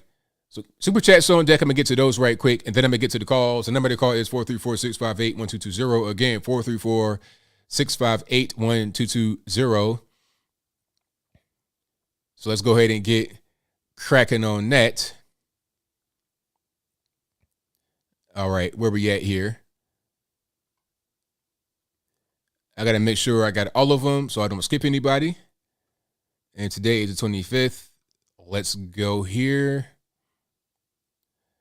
Take it to the anti-view who says potato price hike. Also, thank you to Butt versus Windshield who says red flag law is more liberal, emotional based thinking. To Democrats, logic is the name of a fentanyl pill. Wow. The anti-view also says Aunt Tifa Waters and AOCOLM are both inciting violence. Shaking my head. They are. Yes, they are. You know, matter of fact, let me see if I can find that Maxine Waters clip right quick. Talking about, we don't care what the Supreme Court says. We're going to be out here. This ain't nothing. Yeah. So, let me see. Oh, here we go. There it is. With that guy, Al Green. I saw this dude, Al Green, I guess he's a House rep from Texas. I saw him do an interview today. I didn't watch the interview. I just saw him on TV randomly doing an interview by himself remotely with a whole mask on, double mask. It's like, sir, you're in your office by yourself. Nobody's around you. You're on Skype doing the interview. Why are you wearing not one but two masks? What's the purpose? Was you gonna be able to spread the cooties through your phone or through your little webcam, through your computer camera? I mean, this is madness. But anyway, let's go ahead and play the Antifa Waters clip. You see this turnout here? You ain't seen nothing yet. Women are going to control their bodies no matter how they try and stop us. The hell with the Supreme Court. We will defy them. Women will be in control of their bodies. And if they think black women are intimidated or afraid, they got another thought coming. Black women will be out in droves. We will be out by the thousands. We will be out by the millions. We're going to make sure we fight for the right to control our own bodies. Thank you. Hello, everybody. So there you have it right there. Now, remember, she always does this. Remember the other one where she was like, when you see them in public, surround them, get up on. Remember that? I'm going to try to find that one right quick, too, see if I can right quick. And if you like what you're hearing so far, please give the video a thumbs up. Like the video, share the video, do all that good stuff. That'll help me out tremendously. Let me see if I can find that particular clip right quick. Yeah, make a crowd, surround them, all this and that, and the third. Yeah, I probably can't find that right quick. But I'll get to that at a different time. Now, you know what? I got to find it now. It said Maxine Waters, surround them, make a scene. Yeah. Oh, here we go. I found it. This was in 2018. As a matter of fact, this was 4 years to the day. This is June 25th, 2018. Today is June 25th, 2022. Can't protect the children. We can't protect anybody. If you see anybody from that cabinet in a restaurant, in a department store, at a gasoline station, you get out and you create a crowd. And you push back on them. And you tell them they're not welcome. So there you go. It's weird. Like I said, this was 4 years ago to the day. So it's almost like this little, you're inciting things right at a certain time, right before the midterm elections, right before the big election. Like it's on purpose. Like you have marching orders. Like, okay, Maxine, you know, it's time. It's election time. Go out there and incite the riots. Rally the BLM, the Antifas, rally all of them, the basement dwellers, rally them to go destroy the nation. Seriously, look, June 25th. Hold on, it got hidden right there. But you see the date right there. It's crazy. Coincidence? I think not. I think not. Let's keep on going here. James Brown. Shout out to James Brown, the OG. Bo versus Windshield says, so that progesterone is a drugstore. Hold on. So progesterone is a drug used to assist with emotional mood swings during menstruation. Does that mean women who take that should not have guns? There you go. See, now we're getting into the weeds. I think it's the Greatest 81 who says, what's up with Kendra G hugging on Juicy Smouye? Yeah, I saw that. That was crazy. But, you know, Kendra G is a celebrity, and so is he, so they got to kind of be phoning like that. You know, I'm not really sure where she stands on the whole thing. She doesn't really get political, in my opinion. I think she's just trying to do her dating show and stay out of the other stuff, you know, which as long as she doesn't talk about no political stuff on the show, then it's cool. But if she's talking about Juicy didn't do it, I ain't trying to hear that. But if he's right there trying to hug her, she don't want to be, she don't want to turn it down, I don't think. Thank you to the anti-view says, any hospital that delivers babies is pro-life, FYI. There you go. Thank you to Grant Color for your donation. Thank you to the anti-view again who says, why is Biden not addressing the problem of all these RAPES and incest situations? Then we wouldn't need abortions. There you go. Boat versus Windshield says, hey, did you hear about Kaepernick's horrible workout with the Raiders? Warren Sapp said it was super bad. One of the worst ever. Hashtag not surprised. I did hear about that. I did see that interview with Warren Sapp on Vlad TV. Not surprised. Kaepernick does not want to play.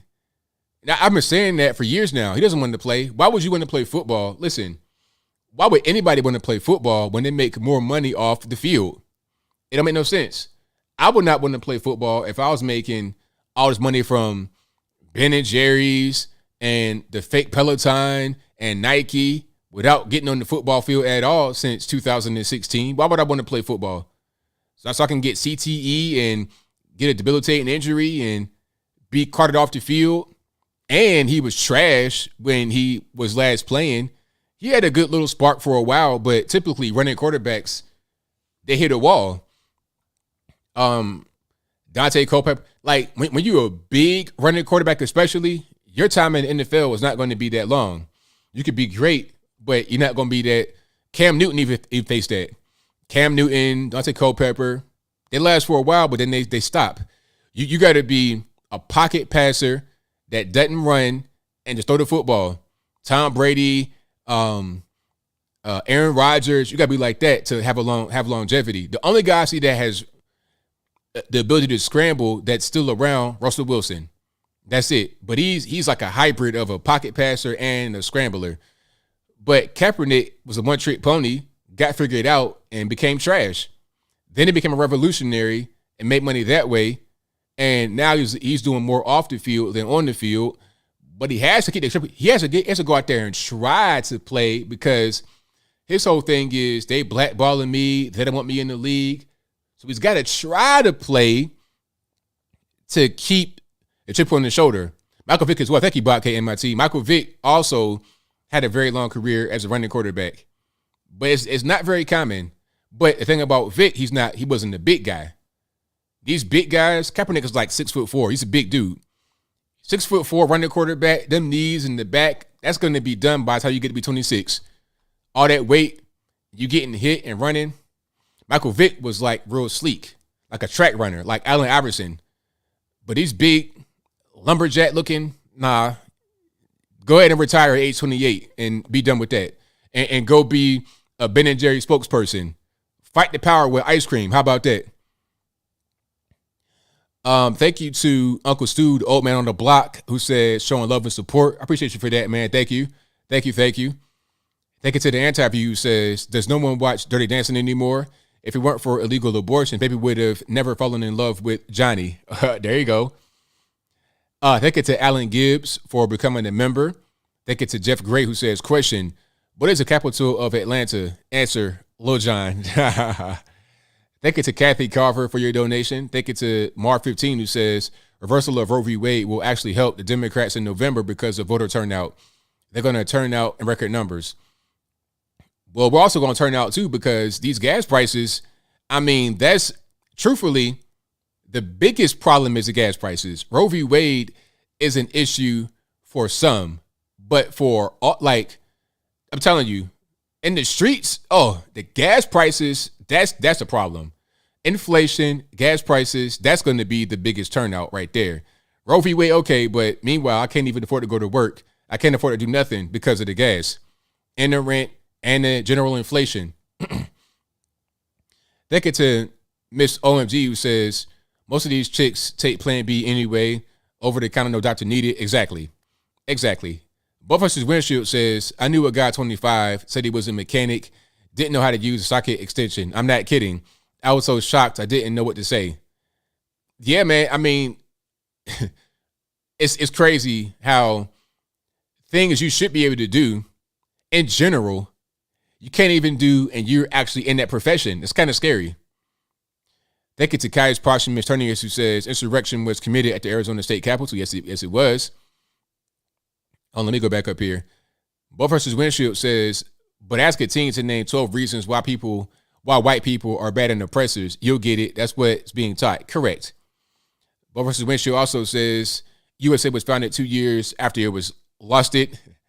Matthew Phillips says, you're a nerd, ABL, with the glasses emoji. Thumbs up. But that's unimportant. What's important is that these people are for real. D to the U to the M to the V. Thank you to Miles Davis, who says, how can I find this for the dislike ratio? I think I responded to that. Yeah, I responded to that. Thank you to Elfriend Arthur Lee, who says, serious question. How far is Alaska from Russia? Like right there. You got the international date line right in between it, if I'm not mistaken. Because you have these islands that's like far to the west of Alaska, and then it's the same thing far to the east of Russia. It's like right there. Thank you to Caius Posthumous, who says Antifa promising to antagonize country folk soon. Good luck. I saw that. They're talking about they want to go to the rural areas. Good luck with that. We all got guns, allegedly. Don't do it. Stay in the city where it's nice and safe, where you got the police protecting you. You could go like just go into a store. I don't say you should ransack anything, but if you're going to go commit violence, do it in the city area. Don't do it at all, but definitely don't come out to the rural areas. You're going to lose your life, so don't do it. No threats, nothing like that. I would never threaten anybody because I don't do that. I'm just saying it's not a very smart thing to do. Rioting is bad enough, but don't lose life in the process. Let me see. Miles Davis says, if they really want to be in control of their own bodies, they should start by not getting pregnant in the first place. Correct. Exactly. Abortion at this point is a convenience thing. I don't got enough money. It ain't the right time. My career, I'm in college, all this, that, and the third. And they always want to bring up sexual assault, things like that, but that's less than 1% of all abortions. Most abortions, 99%, are elective because of convenience, not because of some kind of medical need or some kind of assault, something like that to happen. Thank you to Caius, who says, patriots, do not let Antifa hurt you or your fam. That's correct. Journey Charles and Joy says, so now I'm seeing people online angry at Christians. For what? This has to be a spiritual warfare. It's beyond madness why they're upset. Yeah, it's weird. It's really weird. Thank you to my man Sushi Vat, who says, hi, AB, I hope you're doing well. Democrats scream that everything is an attack on democracy, but get mad when the Supreme Court votes democratically to reach a decision. Exactly, right. How is it an attack on democracy when they use democracy to come to that decision? It's part of the democratic process, right? So they're talking about attacks on democracy. Meanwhile, they want to attack democracy. It's weird. But they just say things that sound good to them. That's all. Things that don't make any sense, but sound good to them. Nikki says, James Revenge is a terrorist group. Caius Posthumous says, Antifa can go home and get their friggin' shine box.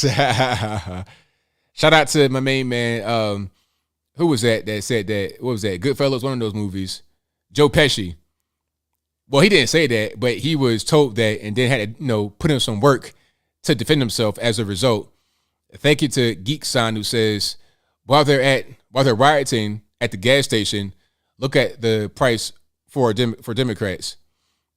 All right, so I got one more right here. Thank you to Douglas Rosevier, who says, I wish people who support abortion had an appreciation for how hard things were years ago and how much better it is now. My great-grandmother gave birth to one of her children on her own and cooked supper that night. Wow. That's crazy. It's like you just go in the corner, pop the baby on out, and then that night you cooking some beanie weenies, and that's crazy. But hey, things have changed a lot since back in the day. Much more comfort and convenience, maybe a little bit too much comfort and convenience, vaccines and stuff like that, but I won't go down that road. But definitely it's much better. You have much better environments, more options. You could do at home, hospital, doulas, whatever you want nowadays. It's much different. So yeah, shout out to you guys for being here. Okay, we got one more. Thank you to Santo Bartez, who says, thanks for the work you do to keep us informed and entertained. Hey, no problem. This is my pleasure. I really enjoy doing the show. I enjoy doing my videos. So without y'all, it wouldn't be possible. But you guys know what the drill is. The number to call is 434-658-1220. Again, 434-658-1220. The number is always in the description. It'll be right here in the ticker at a certain point when it comes down to it. Matter of fact, let me see if I can advance it ahead a little bit. If that'll work for me. Okay, let's go to this one. There you go. 434. Hold on. Let's go back. 434-658-1220. There you go. No cursing. If you've been drinking, control yourself. Don't be on here acting crazy. All right, let's go ahead and get rocking. I got to make sure that my audio and video is correct. So y'all please give me one moment while I get that together. All right, and I think we are good. Let's try. 918, you're on the line. Who am I speaking to? Hey, what's up, baby? It's all good, man. What's happening? Man, I had. Let me turn this down. I got an echo here. There were so many topics to talk about tonight, but then you covered them and all of your people in the chat covered them. So I was like, what the hell am I going to talk about? But what I wanted to talk about, you, Mark Dice, Salty Cracker, and Candace Owens are like my favorite YouTubers for my news. So, I watch you guys every day. And Salty Cracker posted a video earlier, and it was about what someone else mentioned just a little bit ago about Antifa and these crazy liberals trying to come out in the rural areas and intimidate us. Oh, yeah. Yeah. Okay. I live in very rural area, northeast Oklahoma. I've got lots of land, and if one single Antifa person comes out in this area, they're not going to have a good day. Yeah, I definitely know that, because they used to go into places where it's controlled and nice, a lot of police, and there's not going to be a lot of harm that comes their way. But if they go to a rural area, it's just not going to end well. People are very nice. They're very hospitable. But if you go there with any kind of negativity, any kind of drama, any kind of violence, it'll be dealt with severely. Oh, yeah. And that's what they said. There was a guy on Salty's video. He posted a clip from a guy on Reddit, which I don't use Reddit, but no, he made out a flat out threat, like to go and attack these people in rural areas because they don't have a big police force and all their firemen are volunteers. so they'll be easy targets. Okay, bring it. I dare you, bring it. Yeah, that'd be very interesting to see how that plays out. And I already know the outcome is like I can see into the future almost. I would advise them to just stay away, just don't do it, just for their own sake. Yep. Yeah, and it's the thing, it's like, we're friendly people. I mean, we're so hospitable and friendly to everyone. But if you're going to bring that leftist pro-abortion crap out here, no, it's not going to fly. That's right. Yeah. All right, buddy, man. I love you, dude. You have a good night, and I love all the callers. I wanted to say one quick thing because I can't type in your chat because I'm shadow banned, but there's some other viewers on the channel that I've seen for a long time that I just wanted to give a shout out to. Jenny from the Fox, One Hope, and 007 Girl. I mean, they've given me support in the past, so I just wanted to kind of give that back. Right on, man. Well, thank you for your call. I appreciate you. All right. You have a good night, buddy, man. Great show and love listening. All right, man. Appreciate you. Thank you. Yep. All right. Great call. Let's go get some more here. Let's go to 860. You're the line. Who am I speaking to? Hey, ABL. How you doing, brother? It's F&A Ranger Xbox. All righty, man. What's going on? Hey, brother. Just wanted to, talk for a little bit. Abortion.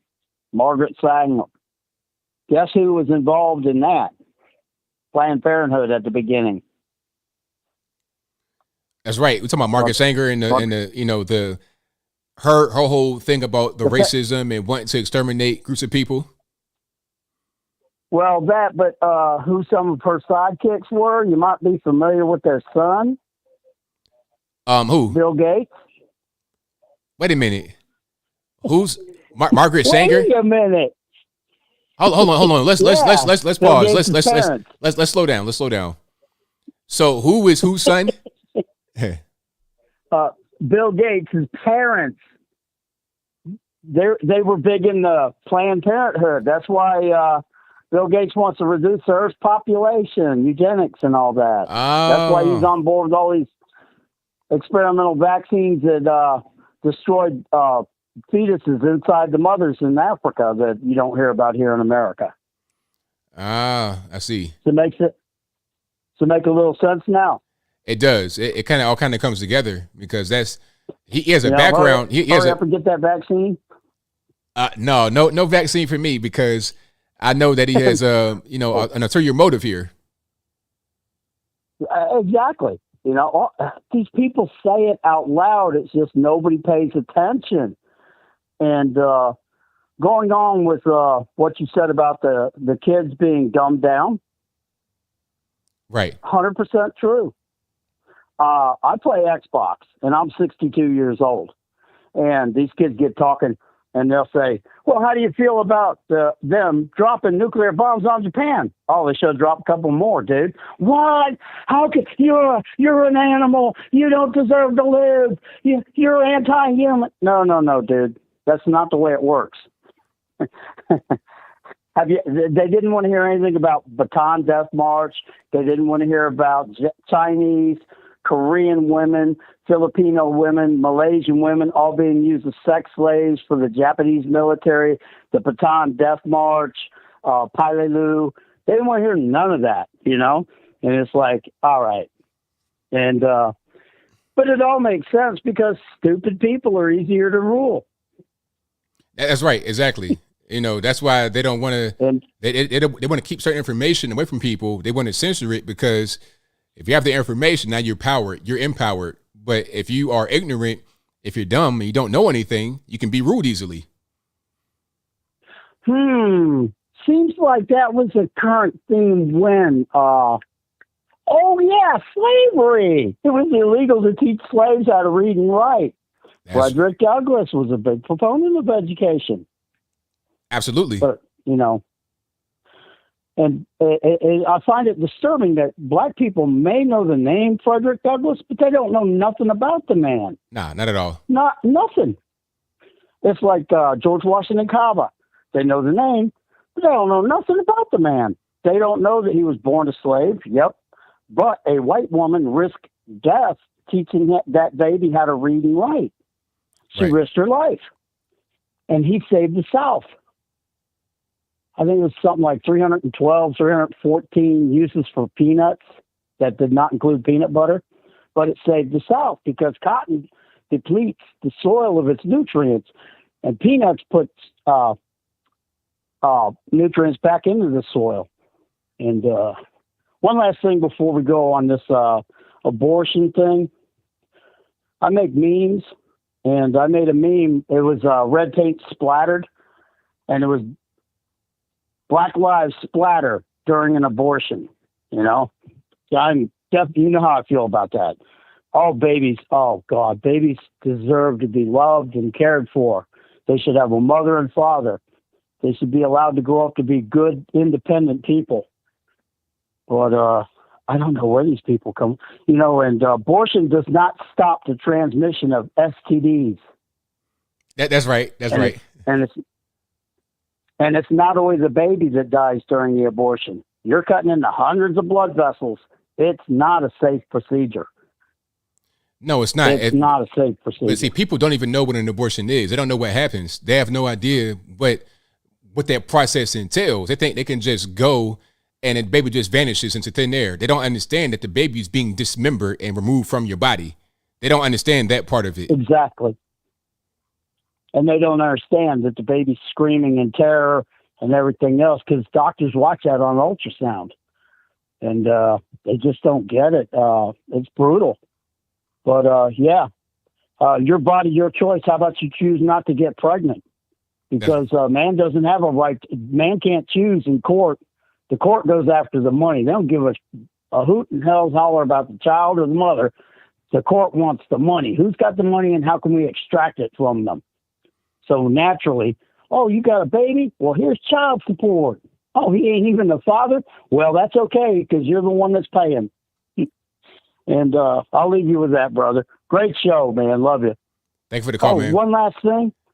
All right. For the clown in the chat that accused me of being drunk because I was a little emotional, I quit drinking January 1988. I have not had a single drop of alcohol. And I'll close with that, brother. You take care. Thank you for the call, Goodbye. man. Appreciate it. All right. Shout out to my man for the call. Always a good one. Let's go to some more here. Let's go to, all right. 970, you're on the line. Who am I speaking to? Hey, ABL is Scott from Colorado. All right, man. What's going on? Wanted to get your take on what the motivation is for the politicians to support abortion. Why are Nancy Pelosi and Biden, supposedly Catholics, supporting upkeeping Roe v. Wade? Want to get your take on that, and then just letting you know I like your show.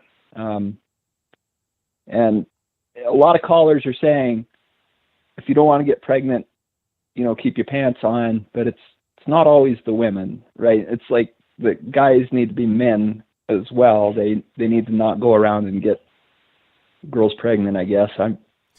Well, ultimately, the woman decides if the man is going to be able to answer her or not. If she says no, the man can't do anything unless you're talking about sexual assault, which that's less than 1% of all abortion cases is sexual assault, less than 1%. So 99% of the time, the woman said, yeah, let's do X, Y, and Z. And then there's a pregnancy. And then she says, oh, okay, now I don't want it anymore. That's what happens. I agree with you on that, but I guess, sometimes the men need to not do it unless they plan on raising the baby. Well, of course. I mean, that's an aside from that. I think that's a separate issue from abortion, honestly, because people need to be responsible. Male and female need to be responsible. Women, don't just let any old guy enter your space, and the man don't just do whatever, protect yourself as well. Both sides need to be responsible from that point of view. But as far as being pregnant, having a baby, the man has no say so. The man can't just not be a father if he doesn't want to be, because if he's the father, she can put him on child support. He can get locked up for not paying child support. He can't tell her to get an abortion. He can't command her to get an abortion. He can't control anything when it comes to the baby at all. She has that control. So ultimately, it's up to her to control that part of it. But the man most certainly should be responsible regardless, aside from the baby being born and whatnot. I agree. I agree with you. But I think a lot of it's societal decay. You know, I disagree with abortion being used as birth control. That's totally wrong. I'm hesitant to say it's a necessary evil, but I'm anti-abortion, you know, first and foremost. But my original point was, where are our politicians benefiting from keeping this going? Where are they getting their money from? Well, the politicians, they benefit clearly from the abortion lobby. There's a lot of money out there for that, but they benefit because that's a kind of it's a political issue that they run on. Oh, you're going to have access to abortion. These are things that a lot of the leftists care about. You know, they want to be able to have that abortion. They want that as a thing. So when you have a election year coming up, which is this year, the midterms, they're going to run on that. So that's going to help them to be able to get votes, and from their point of view, that's what it is. And you seeing some of the protests happening right now. It's the same thing. It's for everything else that goes on. They want to protest for gun restrictions. They want to protest for abortion. These are things that can help them get votes and stay in power. Yeah, I think I agree with you on that one, but I think there's more involved. I think there's so much money involved in it, because we have a supposedly practicing Catholic in office, and he's pro-abortion. I've never met another Catholic that is, myself. Well, yeah. I would think they're going to start running on the college debt, the student loan debt. Paying that off would be a better thing to run on than maybe the Republicans just brought this to them, and they have to, you know, fight it. But I think it's all about money. It's got to be, and I don't know where they're getting it from. But that was my only point. I love your show. I watch it as much as I can. Thank you for the call, man. I appreciate you. Thank you, ABL. Yeah, man. The whole thing about them being Catholic or whatever, that doesn't even really matter. They don't really, you know, Catholic schmatholic. They don't really care about that. They're more concerned about getting that money. They're concerned about staying in power. They don't care about no religion. They're Catholic when it benefits them. 904 on the line. Who am I speaking to? This is Bone King. I'm from Georgia. Big fan of your show, man. I've been trying to get through for maybe the past 2 times. I have church in the morning, but I just wanted to call and say I love your work, man. I've been getting into politics more the past 2 years. I lost my mom last year. The COVID end. I lost my father-in-law. Long story short, a lot of my family is shocked that I told them, me and my sisters, we aren't getting a shot. My wife didn't get it, even though she lost her dad. Like I tell people, I know it's real, but I believe in God. When it's my time to go, I will go. So I've been watching your show. I'm a big fan of you and Candace Owens, but I think I watch you a lot more now, because I tell people, you're the one person I feel like that touches a lot of different topics. You're not one-dimensional. I'm 34 years old. I just left Walmart after 13 years. They was walking around talking about, have you been vaccinated? And I recently just got my CDLs and looking into getting a truck of my own, but not going to do it. Not while the Democrats are in office with Joe Biden, but I'm shocked that I got through to you, but I just want to say keep up the good work and keep doing what you're doing. Thank you for the call, man. I appreciate you.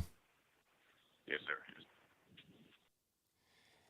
Yeah, man, that's a good decision not to get that shot, man. And don't even feel bad about it because, people all the time, I see it every day. People vaccine boosted, get the shot, they have all these things going on and still catch the bug, still die. It's life is not guaranteed for any man.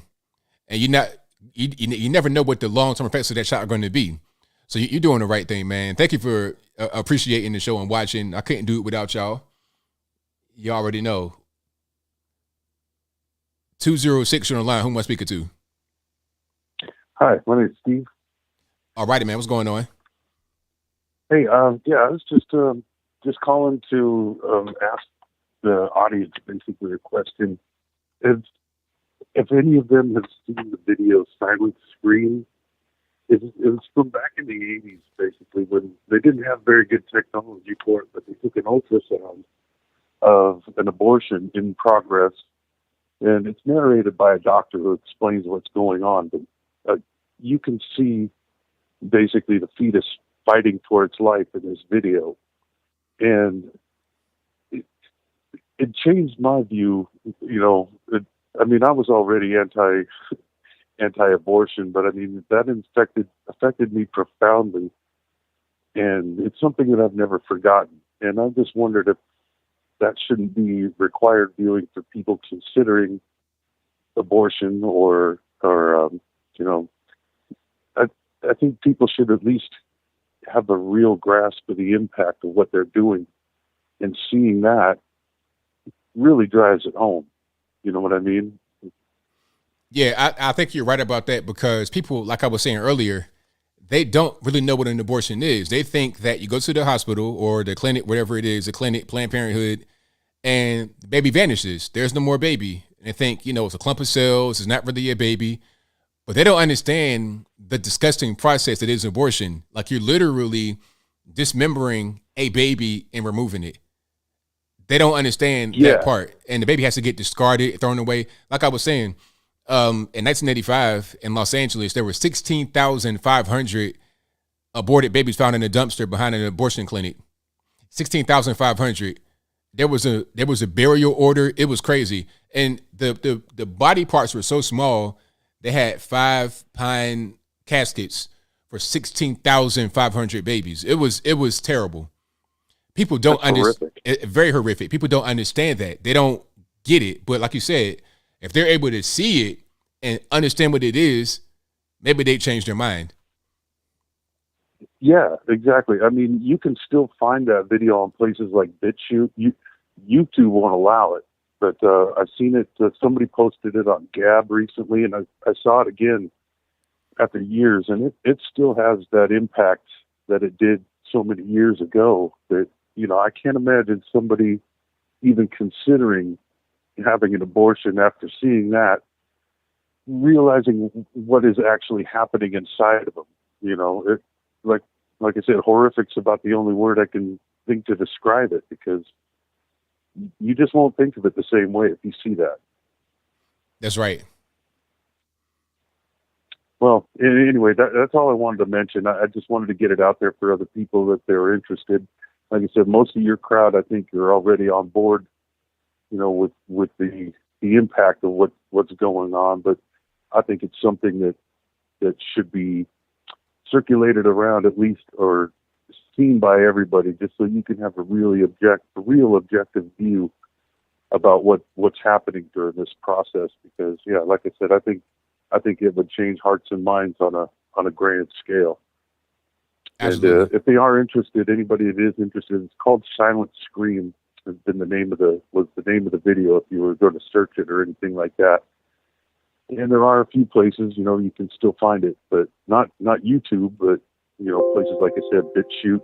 And I saw it on Gab recently, so it's out there still, and I recommend it for anybody that knows somebody that might be on the fence, or might not be thinking right about it. That this would be something that get them thinking in a more realistic way about what they're doing. Right on, man. Thank you for your call. I appreciate you.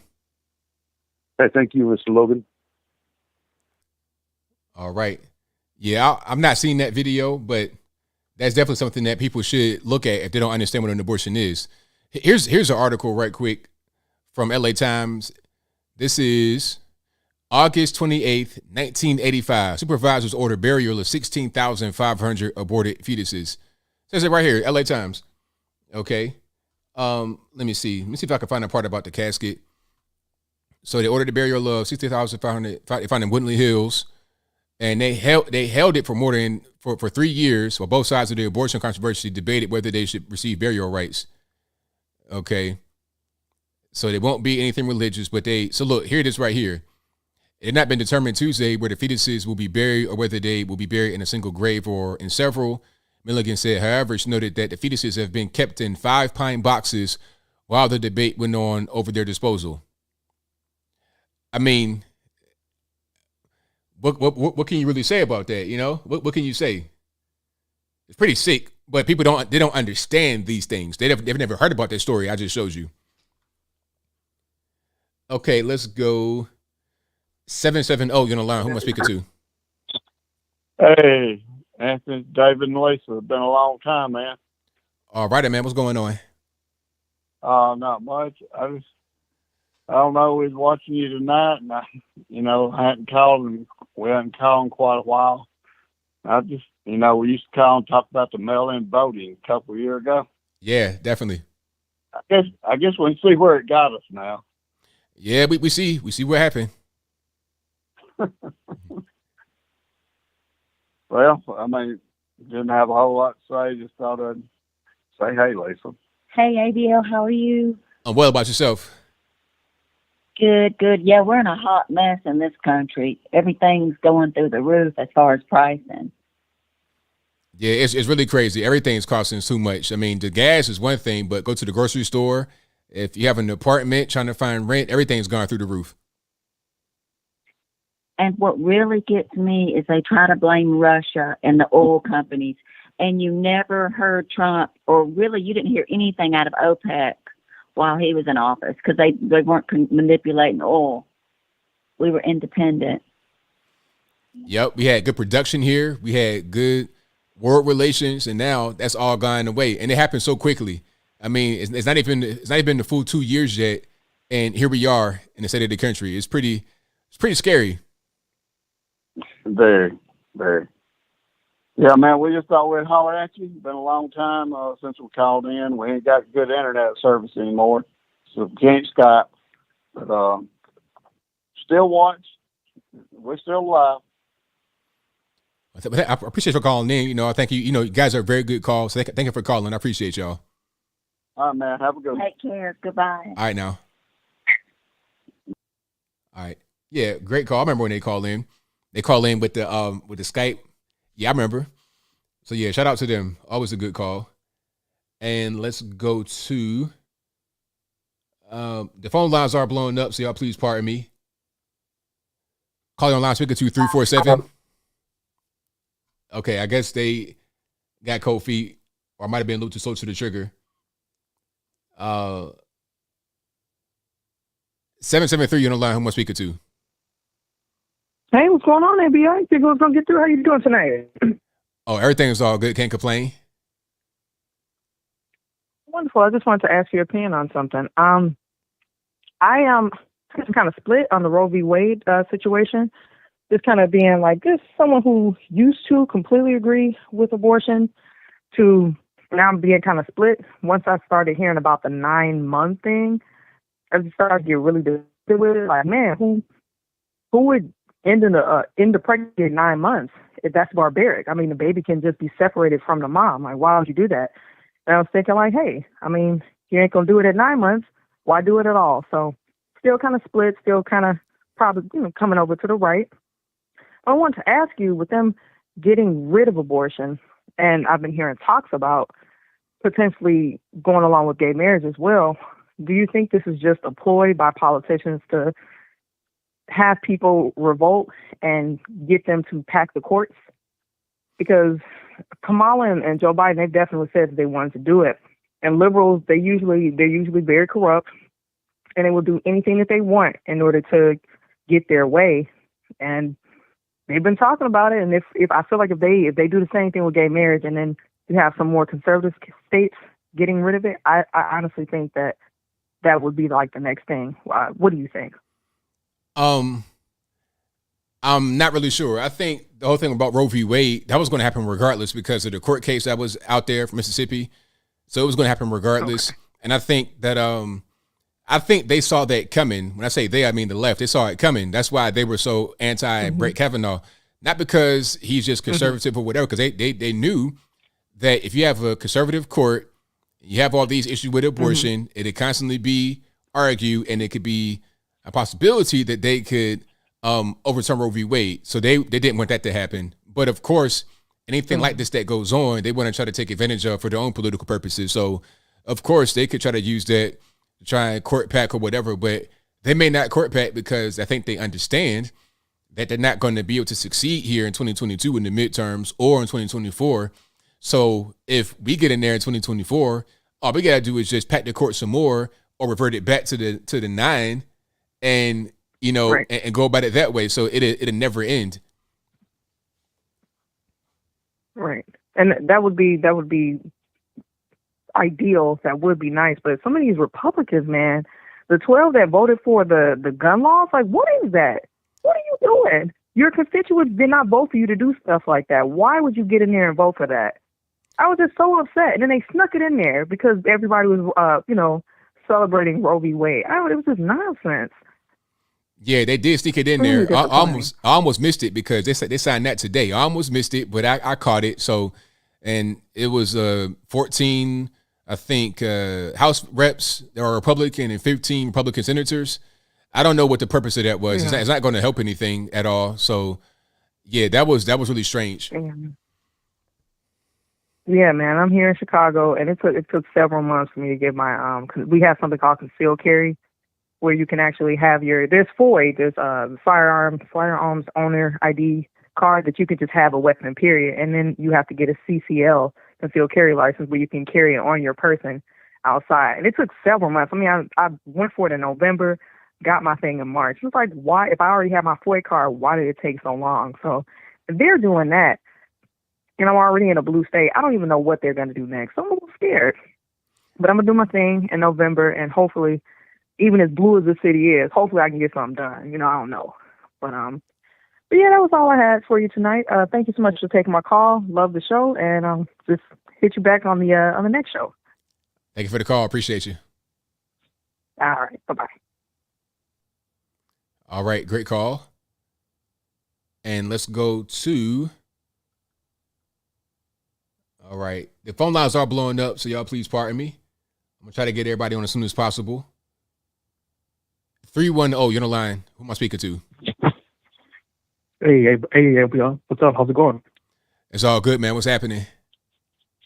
Oh, man, I got to say I'm a huge fan, brother. I got to say it's the second time, man, I've had the privilege of being able to be able to get through. Well, I'm glad you're on, man, for sure. Oh man, where to start? This thing with the decision of Roe versus Wade.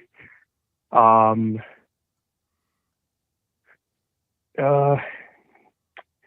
think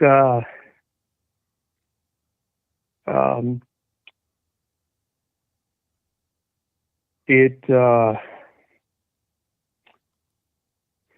just like with like all these movements that we've seen, not just with the abortion. In my opinion, it's a way to kind of draw the attention away from the individuals, the individuals who should be taking responsibility for their actions. And in a way, I think this decision by the Supreme Court is going to bring some of that back. What I mean by that is accountability. Sure, there are certain cases where maybe the decision to abort, I guess, would make sense. As a Christian man, I can't. In my opinion, I can't I can't be for it because of I'm pro-life, and it's just a very barbaric act. A lot of things I think I've heard you earlier mentioned that a lot of it has to do with education, and then I have to agree. I was listening to Dinesh. I listened to Dinesh D'Souza as well, and he mentioned something when some of the people who were protesting what he was talking about were walking out, and he said, these people that are walking out are lazy. He said, I'm not saying that these people are lazy people, but they're lazy in a sense of saying that they're lazy because they don't want to actually take the time to look up, to actually research some of the things that they are supporting. And in this case, I think a lot of that is also true. A lot of people, especially the youth, they allow themselves to be influenced by a lot of these movements, a lot of these people promoting some of these things. And because we're young, or they're young, it's very easy to get sucked into these movements because of what they're promoting, and because what they're saying, it makes sense to them, at that point of their life. So a lot of it has to do with education, and I think a lot of that has to be pushed, to especially the youth, to properly educate them. And I know sometimes a lot of, especially, showing them videos or pictures, depending on the age that they're in, could, I don't know if it's appropriate or not, but being exposed to some of these things, some of this information might be beneficial for them, because it'll actually show them what they're supporting, and would help them along, in their development.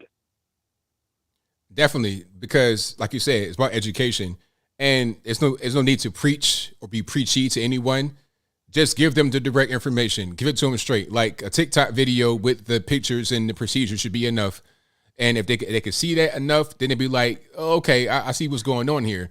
And then have some real information out there, have some real deep information. Like for me, when I first became conservative politically, I would see small things, and then I would go search for deeper things.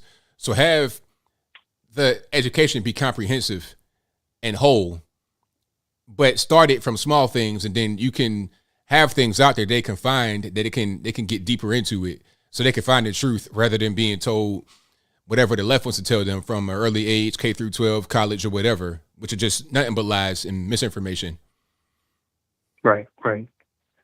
But I want to thank you, ABL. It's a pleasure, man. It's always a pleasure, and keep up the good work, brother. I appreciate it. Thank you for the opportunity to allow me to give my opinion.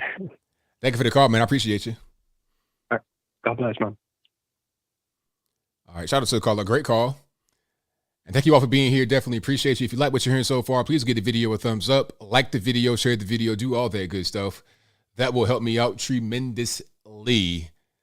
And let's go to, okay, y'all got to give me a second here. 717, you're on the line. Who am I speaking to? Hey, Bill, it's Moses. How you doing tonight, man? It's all good, man. What's happening? It's all good. It's all good. Not much. Just driving around for a little bit. So, I got a question, and this is just something that popped in my mind when you were talking about the whole Planned Parenthood thing. What do you think about bringing back the word Dixiecrat to describe some of these Democrats? I think that'd be good. It'd have to be branded. You got to kind of like make it stick. But I like the term, really, because once you get down to the core of it, it's like, well, what are we doing with this Planned Parenthood thing? What is the purpose? What's the reason? And you point out what they do as far as the minorities. They want to keep some of the minorities under control as far as their birth rate. And you can see the history of Planned Parenthood and abortion in this country in general, how it became legalized. Let's get down to that and talk about it for real rather than just avoiding the topic. Yeah, because some of these Dixiecrats, man, like, they're exposing themselves right now, and especially what's going on with all the racism with Clarence Thomas. Like, I see all the comments that he's getting, everything on Twitter. And somebody did a video about, and excuse the term, but pubic hair. I forget what his name was, but he said that Clarence Thomas' face was like that type of hair or whatnot. I forget what his name was. But I think this Roe v. Wade thing just shows and exposes how these white liberals really feel about black people, how they really feel about minority groups. And Joe Biden said it best when he was running on his campaign. If you do not vote for me, then you're not black. So if we're not down with Democrats, you're not black, I'm not Hispanic, whatnot. I think that this Roe v. Wade, even though there's going to be a lot of rioting, is a good thing because then it exposes these people for who they truly are, and that they're the ones that are the real racists because they want to psychologically project their true feelings onto other people, especially like conservatives or the Republican Party. Oh, absolutely. Definitely. I mean, and we see it more and more every day. They're not even really trying to hide it anymore. They're pretty much out in the open with it. So we can see exactly what's going on. Yeah, exactly. And especially with Latinx, that was pretty cringe. And I was discussing this with my cousin earlier today. We went out to get something to eat. And I was discussing about Latinx and how they wanted to change a gender fluid language to gender neutral, and that's not possible. I mean, Hispanic people have been using gender language like bueno, buena, titi, tío, ello, ella for many years, and you're not going to change that. So it's just sad to see that a lot of people want to get down with this, and they claim to be allies, but there's going to be a lot of exposure coming out soon in the later months too. I have a feeling that you're going to see a lot more exposure, and it's going to be rough. It's going to be rough, but we just got to hang in there. Right on, man. Absolutely. Yeah. So before I hang up, this is what I want to say. I know some people in the chat think that abortion is going to be a big issue for some of these voters. It's not.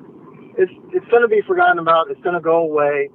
And really the main thing is going to be the economy, the inflation. We're in a recession right now. There's no hiding it. So abortion's not going to be a main topic. And even if they try to use it, it's like, well, how am I still going to pay for gas? How am I still going to do this? How am I still going to do that? So it's still going to be a red wave. They're still going to be blown out. And that's all I'm going to say, ABL. And you have a great night. God bless you. And let's keep fighting a good fight, guys. Thank you for the call, man. Appreciate you. Hey, appreciate you, ABL. Bye-bye. All right. Great call. Yeah, man, I'm telling you, like, the abortion thing is not even really the issue. Like, the big thing here is going to be, the big thing here is going to be these prices, gas prices. That's the main thing. On the street, you ask anybody about all this other stuff, abortion and whatnot, it's like, look, okay, that's fine, but check it out, man. Like, I can't put no gas in my tank. That's the actual problem. All the other stuff is cool, but what about this over here? So let's go to 254 online. Who am I speaking to? Hey, good evening, ABL. How's it going tonight?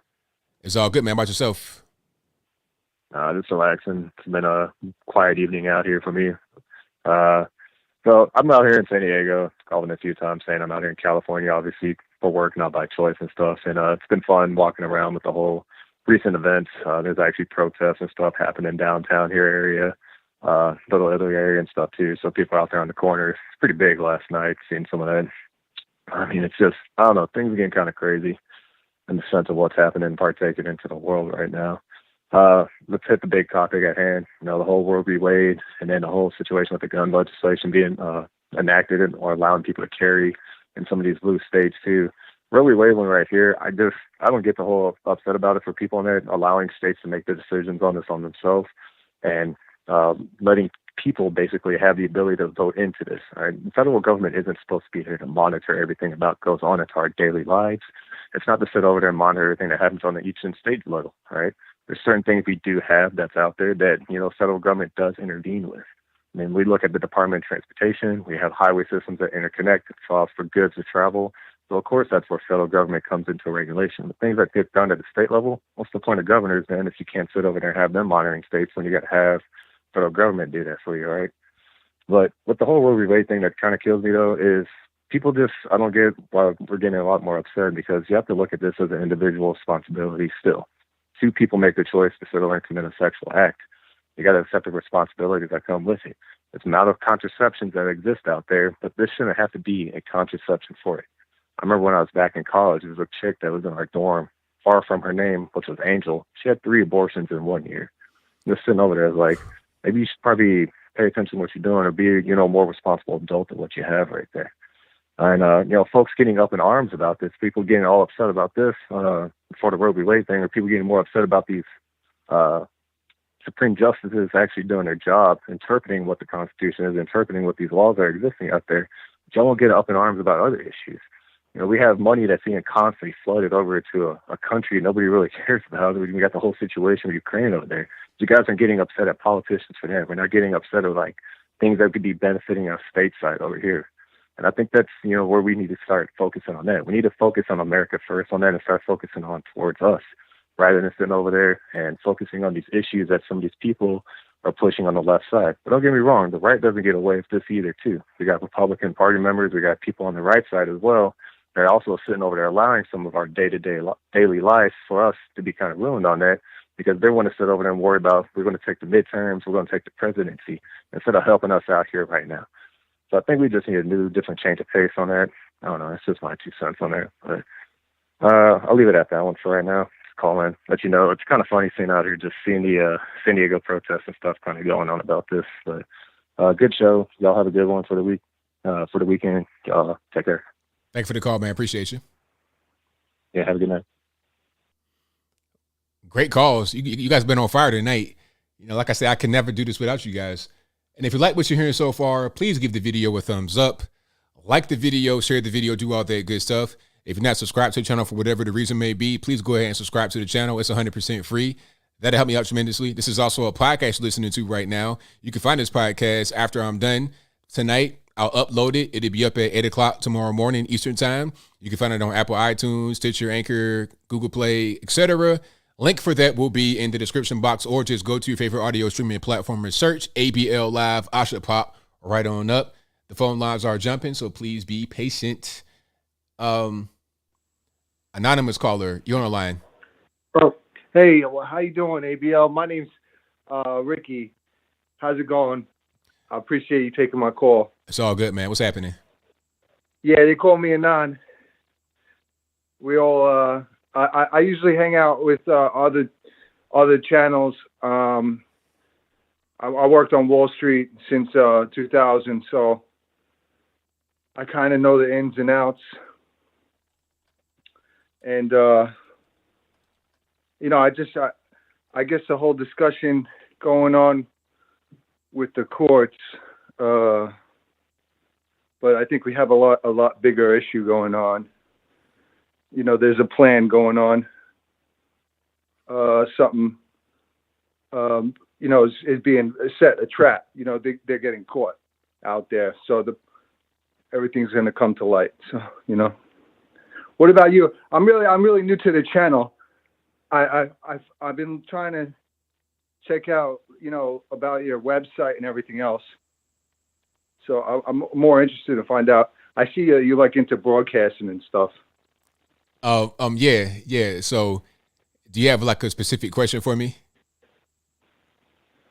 Well, I figured it was a call-in show. I'm new, so I'm kind of looking to find out what you're all about. It's I know you're Republican, and I got that. I got that. Yeah. So basically, I want to be involved, and I'm trying to find out more about you. Okay. So basically, this show we just talk about current events, things that are going on politically, that type of situation. So that's what we talk about. So if you have anything about that, just ask me. I can answer your question. Okay. Well, specifically right now, you know, I guess today it was a good day with the rally, and you know, everybody obviously knows about the current situation with the holiday tax which is a gimmick, right? Yeah. The economy is pretty much a financial terrorist organization in the White House. Consistently, since September 11th, there's been an agenda to basically demoralize Americans and to profit off of oil as a financial tool for their own agenda. And the only reason why there was cheap gas last time is because the companies that the last president had were hotels. So, you know, everybody has some kind of self-interest. Obviously, we all need money. But when you hire somebody or the majority votes somebody in as a politician where their own interest is to profit off of oil, and they have hedge funds with their sons and daughters, like Nancy Pelosi, you're going to see issues, or the Clintons and their foundations, you're going to see issues where they're trading to profiteer. So you see Biden's son, the laptop from hell, situations with oil in Ukraine. You have backdoor meetings. All this stuff I've been working on for 15 years. I worked on Wall Street, and I've seen it. You know, I know people. I managed $10 billion at BlackRock, so I can make phone calls. I find out what's going on. I'm not really looking to get rich like these politicians, but all these people at the end of the day are actors. You're watching a live movie. These people are paid to entertain. The people who are pulling the strings, obviously, you know, GS and the DS are talking a lot and this and that, but that's not really what's going on. You have other people who aren't put in the real picture that are really, they're betraying America. So everybody's kind of becoming awakened to the situation in politics, but at the end of the day, these guys are just a part of the movie. So we're in the Guardian of Galaxy, this part where we show off who the ring is, who's been creating the deception, their agenda with everything. So it's the wrong movie. You don't even want it on right now. The movie's going to change, and you're going to see new people come back into the scene, and hopefully the 2030 reset, we're going to see a whole spiritual awakening. We're going to go into the biblical times. There's a plan. You know, the people who are sick are going to be completely taken out. A lot of the CGI and the glitching in the Matrix and the Neo Matrix and everything else is being shown. A lot of people are seeing it. A lot more people are becoming more awakened to what's really going on. You know, the whole hologram, the whole thing with, you know, all these people getting on camera, they're not really there. The White House is like a movie theater. You know, they have a studio office. A lot more people are becoming aware of what's really going on. And, you know, the people who don't, you know, like, who try to be patriots, we get attacked to war. This has been since a long time. This has been an all-out war, and we've been keeping it very conservative, laid back. But the people who know what's going on, and you know, they're always watching at 6. So I just with the whole community itself, I just very I know my contacts. I know who to call. I have specific people I go to speak with, you know, but other than that, I don't really go on a lot of channels to communicate about politics, because at the end of the day, politics is really a difficult situation to talk about, because if you really know that they're all actors and they're all just trying to profiteer, you know, everybody has their own thing about. So everybody still has their own views and everything's going on, but this is all about biblical. Right. I got you, man. And if you've seen the boards are back open again, this is the time. Okay. Right. It's the reason why he came back. So we're going to start seeing a lot of that. All right. We're going to have a lot of things become unsealed. A lot of that stuff is involved with politicians. A lot of the funding, following the trail, all that. I got you, but You know, caller, we got caller. I got more calls online, but thank you for the call. Appreciate you. Thank you, man. Appreciate it. Thank you. Yeah, there was a lot there, but some of that I was able to decipher. One thing that he said that stood out was why are they using the White House set? Why is it that they have a fake White House across the street from the White House? Why? What's the reason? Don't tell me you can't get lights and cameras in the regular White House when they've been doing it for the past 100 years. I just don't understand it. It's just really weird. It's really weird. I don't understand why they are doing that. It's a lot of fake stuff. People that are not really there where they say they are, like the whole thing with Ukraine. You have Zelensky in front of a war-torn background, but it's like a green screen, literally, and you see him step into it. So why is that happening? Why are they doing that? What's the purpose? I just want to know why. Like, and nobody ever explains it. It's just like, yeah, it's just what's going on. And I've said many times before, it's like we're in a Truman Show, and we just don't know that we're being watched. I've said that before because this stuff just makes no sense at all. All right, let's get to some more here. And thank you all for being here. You guys are great. I couldn't do the show without you. Car line speaking to 347. Hey, ABL, pleasure to get on. Thank you for all you do, man.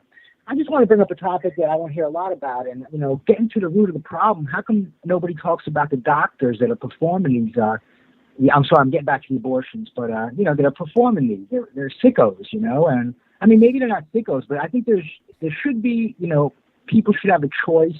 If a woman really wants one, there should be an avenue, but. As a whole, I think it's just sick. I just wanted to get your view on that particular part with the doctors and also with the COVID. It's all medical. I'm thinking it's all money involved and funneling into the medical. What do you think? Now, okay, there's a few questions there. I guess the one thing would be about the abortions. So, what's the question about the doctors? Like, should there be anything against? I think that. Well, go ahead. Yeah. Well, my thing is that if you get to the root of the problem where the doctors are the end of the line when it comes to actually doing it. So, I mean, if you want to stop it or have them control them a little better where they don't do it as often or do it for really important reasons, I think you go to them directly and say, what's, their board or whoever's controlling the doctors. I think that might be something to look at. How do you feel about that? Nah, that's not really the way to go about it because if it's legal, it's legal. I mean, you can't stop somebody from doing something. You can't say don't do it even though it's legal. Make it illegal, and then at that point you have a way to enforce it. Because if it's legal, you can't say don't do it. Make it illegal, legislate it, and then enforce it. That's how you go about that. Yeah, no, I totally agree. But what about on a moral level? Morally, doctors getting to them on a moral level. Forget legal, but morally, it's not right to do this, it's just not right. It seems so sick. Well, morally, of course, but you can't police with morality. You got to police with legislation behind you. You can't. That's to stop somebody from doing something just out in the street. I may think it's immoral, and of course it is, but I can't tell them to stop and have them actually do it. You see, right. But they can go after drug dealers, and they can go after them. Well, because it's illegal to sell drugs. You see, it's illegal to sell. Yeah. That's all. If selling drugs was legal, then you couldn't go to no drug dealer. That's why you can go to the pharmacy and pick up drugs. That's why you can pick up opiates and whatnot. That should be illegal as well. Oxycontin, fentanyl. Fentanyl is actually a legal drug. You can get it from a doctor, but those drugs, if you get it that way, you can't do anything about it. Although I think it should be illegal as well. It's not. Yeah, no, I see your point. It just seems so, we're run by laws instead of running by, our own common sense and our own feelings. It's kind of, I guess that's why they want to control the laws, they control that, they control us. Well, yeah, exactly. That's kind of how that goes. Yeah. Well, all right, ABL. I thank you for your viewpoint. You're always giving some true knowledge and true common sense, which you have, which is great. Thank you, ABL. Thank you for the call. Appreciate it. All right. Bye. Yeah, shout out to the caller. 100%. And thank you all for being here yet again. You guys are the best audience anywhere on the internet. So if you enjoy what you're hearing so far, please give the video a thumbs up, like the video, share the video, do all that good stuff. That'll help me out tremendously. Okie dokie. Let's go to 971, you're on the line. Who am I speaking to? Caller 971, can you hear me? Going once, going twice. Sorry, caller. I don't know what happened. The Obama phone clicked out. I don't know what's going on. 215, you're on the line. Who am I speaking to? Hey, how's it going, ABL? It's all good. About yourself? Yeah, hold on for a split second. Just hold on. Can you still hear me? I'm right here. All right. You can hear me now? Yes. Okay. I just want to make sure you can hear me loud and clear. So, yeah. So what I was going to talk about was, let me turn that down. I was going to talk about basically how the fact that now that I saw that Roe V. Wade got turned down, and I'm not going to lie, I wasn't really following the story like that, right? So Roe v. Wade got turned down, and now judges at the Capitol vandalizing and kicking in doors. Of course, January 6th was horrible, but apparently this is not, and a lot of news stations aren't really covering this, of how they're at the Capitol. Well, not, I wouldn't say the Capitol, or are they? You there, caller? Can you hear me? I'm listening. Go ahead. Yeah, I'm still here. Oh, you can still hear me, right? Yeah, go ahead. All right, yeah, I was saying how a lot of news, unless I haven't really looked deep enough, but a lot of news stations aren't really covering how a lot of the protesters are vandalizing. What is it, the Capitol? That's not the Capitol they're vandalizing, is it? They're doing a lot of vandalizing. Yeah, they're vandalizing a lot of different places. I get what you're saying. Oh, yeah, okay, so then that makes sense. Oh, yeah, so a bunch of different places being vandalized. But, yeah, like the comment I had said earlier, is like, you know, you want to be in control of your own body. You are in control of your own body. You're an adult. Like, you made the choice. So that sounds like, to me, they don't have no self-control. To the fact that you can't stop X, Y, and Z and stop yourself from getting the P word, and then you got a baby coming on the way, and now you want to abort it. Sounds like that's a self-control problem. Definitely, 100%. That shouldn't be something that you try to rely upon the government to fix for you. It's like, control yourself. Stop having these kids getting pregnant randomly, willy-nilly. And you know what? The funniest thing I saw was after the decision came down, people were saying, you know what I'm going to do? I'm going to wait till I get married to have a baby. It's like, oh, wow, congratulations. Finally being responsible. Ain't that something? Maybe if the government did not provide a safety net for irresponsible people, they'd be more responsible. Imagine that. Exactly. You would think, Brent, Jesus, somebody, they actually said that? If they actually said that, that's like, whoa, that's a shocker. That's actually a shocker. And yeah, and I was like, these people aren't serious, because it's like, if they actually studied it, the states, they're giving the states equal rights. So, okay, if you can't get an abortion this state, go get an abortion in another state. I mean, abortion, honestly, that's a subject I would never want to even get into, honestly, but it's just like, I'd rather just say this, maybe be more responsible. Like, the government's not going to tell me what I can't do with my own body. Oh, but they can tell you put a mask on, you put a mask on. Oh, okay, that works. But and another thing I wanted to touch on, I didn't mean to cut you off. I didn't cut you off, did I? You good. Go ahead, boss. Oh, yeah. So get this, right? One of my girlfriends, during the 2020 riots, right, the hype of the George Floyd riots. So get this. Remember how they're talking about, like, gun laws? They're trying to implement gun laws. But it's good to have good people with guns, right? This is why you should always have good people with guns, because what happened was one of her friends, right, she's a truck driver, and she had her seven-year-old child when he was out of school riding in the passenger seat. So a bunch of rioters were blocking the route that she was supposed to go. They were throwing things at her truck, so she went to go park her truck. She had a tractor-trailer, mind you.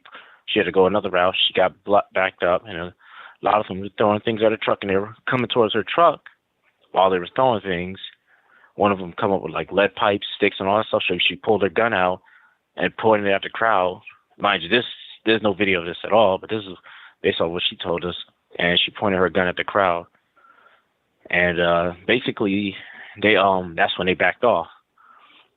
And then when the police showed up, it's kind of ironic, the rioters pointed at her saying that, oh, she's the aggressor. She's pointing a gun at us and X, Y, and Z. So they didn't take her custody, but they tried to confiscate her gun, but she already had her permit and paperwork, all that kind of stuff. But they still took it anyway, because it was just too much hype going on. And she was able to go back to the police station, pick it up, along with the papers and all that kind of stuff. So But it's always good I believe in the Second Amendment because it deters a lot of foolishness. Oh, definitely, absolutely, and that's a big part of the reason why we have it. Protect yourself, protect others. Absolutely. Yeah, because bad guys want an easy target. They have guns to have for more control, and it's a lot of insanity going on. But thanks for taking my call, ABL. Thank you for the call, man. Appreciate it. Have a good one. All right, shout out to the caller.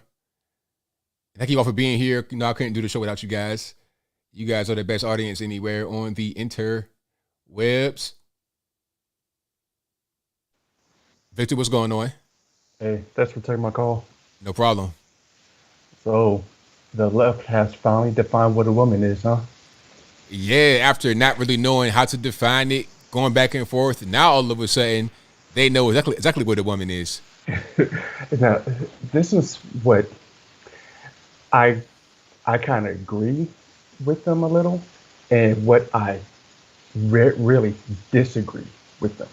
It also shows the hypocrisy of how they define a woman. What the left is trying to say when it comes to gender ideology is that we shouldn't define what a man and what a woman is based on roles. I get that to a certain extent.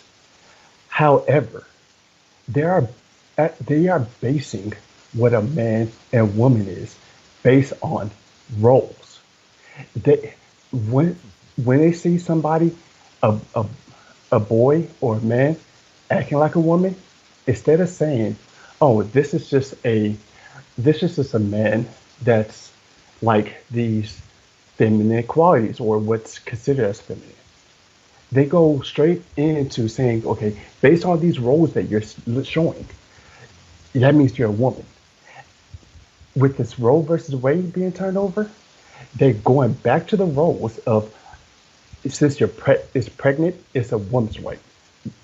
You're being so hypocritical when you're trying to say that we shouldn't define man and womanhood based on roles when you're doing it the same way. Right, exactly. And it always kind of amazes me when I see them when they're transgender or whatever, and then they dress like a woman, they put the wig on, the dress on. It's like, okay, you talk about how there's no gender roles, all this, that, and the third, but then when you want to become the other gender or be seen as the other gender, you immediately go into that role. Lipsticks, dresses, wigs. It's like, okay, man, at a certain point, we got to just pick one particular ideology and stick with it. It's just really strange. Yeah, exactly. About this whole issue with the whole abortion thing. First off, let's get this straight.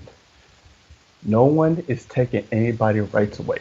When they say that, oh, women's rights are getting taken away. Oh, so they took away your rights from choosing to have sex. The government is now forcing you to have sex. Right, exactly. Like I never thought about. I never seen that law anywhere. That doesn't exist. Yeah, exactly. And another issue is that they do not want to go into that argument of what is this a human being? It's kind of funny how they say that they're not the racists, yet they're using the same racist talking points to dehumanize the baby in the room. The same type of arguments they're using to try to say that the baby in the room is not a living being or not a person. It's the same type of arguments they use for slaves, to dehumanize slaves, to try to say that slaves is okay because these are not humans. Same thing with the Nazis, how they try to dehumanize Jews to make it look okay to do the Holocaust.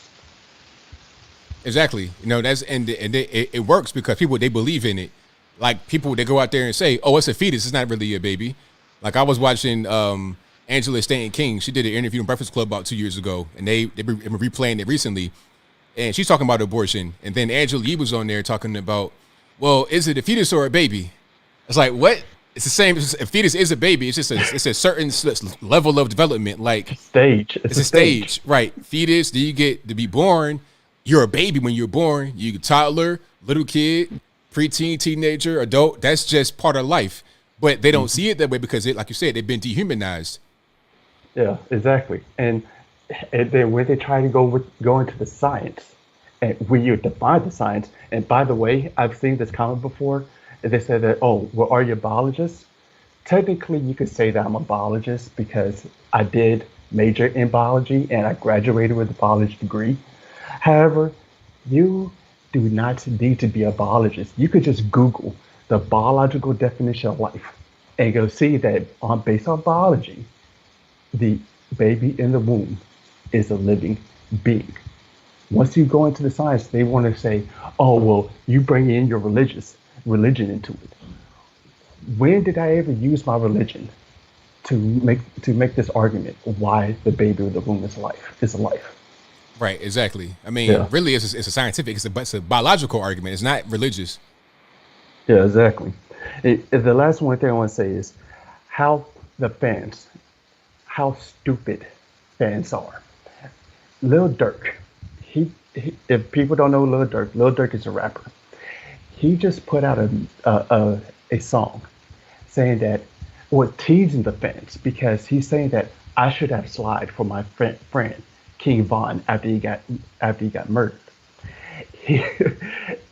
Yet he said in the song that if I did that, then you fans would think that I'm stupid. It's so stupid how these fans say that, how they tell these rappers how you should do this, do that to them. When they do it, they say that, oh, you should have never do it. Oh, rest in peace. I can't believe he died. Right, exactly. It's crazy. Yeah. And then, I mean, and you see it all the time with these fans. These fans need to stop. They do. With it. They just cut it out because you don't want to see the results of that. And same thing with the Young Thug. Have you been following the Young Thug trial lately? A little bit, yeah. Yeah. Have you heard what they've been doing to the DA? Oh, they're threatening the DA? Yeah. Fans, right? Like not even people that's a part of the gang, fans threatening the DA. And then some young boy got arrested facing like federal charges. I was like, sir, see, you're going way too far, doing too much. Yeah, exactly. I'll talk more about the whole Young Thug situation in another thing next time I talk to you because it's really funny what they said about it. Anyway, but thanks for taking my call. Thanks for the call, man. Appreciate it. All right, bye. The whole thing is crazy. So Young Thug's a rapper. He got arrested with a bunch of other guys in a big RICO case in Atlanta. They're going to go to jail for a long time. They said that their gang is YSL, and they were involved with 50 murders since like 2018 in Atlanta. 50 murders, allegedly. Now, the DA, a black woman, by the way, the DA was getting threats from people like fans online, and one of them got arrested, some young boy. Like he was a little kid. They got him arrested. They got him on charges. He might get some time in the penitentiary for threatening the DA.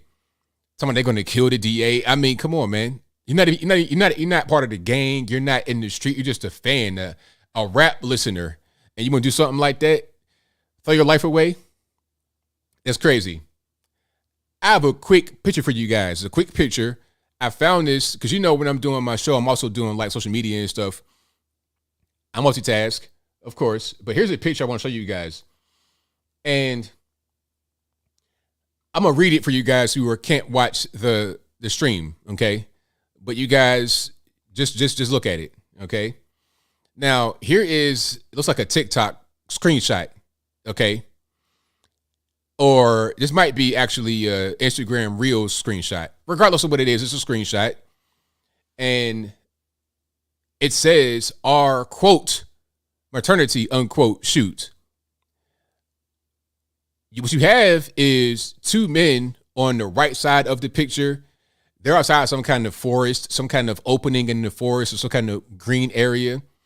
Two men on one side of the picture on the right. They're holding hands. They're making eye contact. This is obviously the couple, right? there's a woman by herself in the background on the left side holding her pregnant stomach. Okay. And then at the bottom, it says at New York surrogate. We did a maternity, quote unquote, maternity shoot, and it came out great. Hashtag surrogacy. So what they did was they did a shoot of themselves, the two men, and in the background is the lady carrying their baby. How do y'all feel about that? You know, one comment said, that's the real Handmaid's Tale right there. All right? Because wasn't that what that was? I mean, y'all tell me what's going on with it. I want your guys' reaction to it. But if you want to see that, if you're listening to me on the podcast only, audio only, go to my Twitter. It'll be there. And you could just see that's part of the reason when I hear about people that are homosexual or like, yeah, two men or two women that have a surrogate, I cringe because surely you could adopt a baby, number one. I could see if you're a male and female couple and the woman can't have children. I could see that. But two men? Because at a certain point, whose eggs are those? Huh? And it ain't one of y'all's eggs. Is it the woman's? Who like what's going on here? At a certain point, you're like purchasing children. I don't like that. I don't like that. So yeah, that's just kind of that it shows you that reality in the picture. You may not necessarily be able to picture it. When you see it like that, it's like, okay, what's going on?